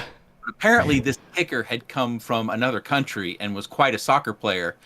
and you can hear him in the background dropping expletives because of how far the ball has been kicked. It just plays out live. And of course, when you have class, there's a recording of that. And so the teacher's going over the recording of him dropping all these expletives during the kickoff of the football game. Oh, gosh. Yeah, right at the top. Oh, no. Yeah. Starting it off with the bang. Yeah. Oh, Lordy. Okay. All right. Are we ready to wrap this up, boys? Oh, yeah. Are we there? I need to... 2 hours and 45 minutes. Congratulations. You are the longest episode. So give it up for Nick. Thank you so much. Fun. I again. enjoyed my time here. It was a blast. A good time. It was a blast. It was a lot of fun. And again, and I learned a lot about you, which I do appreciate you sharing. Thank you so much for that. And again, we'll get you on here soon, again, sometime. Catch up some more. Learn more about you. I'll do the best I can to make it on. I always enjoy these things, and I've wanted to do them on my own channel, but I can never seem to find the actual motivation, so that guilt comes in handy when someone else asks me. Okay, perfect. So, yeah, we'll have to get you on again and ask more questions then. I did notice you have done some streams in the past. I know you said don't go digging through your old videos, but unfortunately, I dug through your entire... Yeah, we already did that, so... I had to make an intro for this stream, so I had to dig for some old footage. I needed to look for old stuff, so... What was there 2 live streams? Yes, there was 2 that I found. Okay, that sounds about right. I had one that was like 10:30 at night my time that started. Wild hair, sort of unscheduled sort of thing, I think. But I skimmed through them a little bit. I skimmed through the live streams as well. Yeah. I went through as much as possible. I did my homework. I bet you it was a much larger version of me then too, huh? It was. And I'm just going to, just a little side note while I have you here, I do need to say, because you said earlier you were slow to adapting to things, and I was going to say, except for your weight change, that whatever changes you needed to make in your life, those changes were not very slow. Those seemed very fast, like you were on a mission.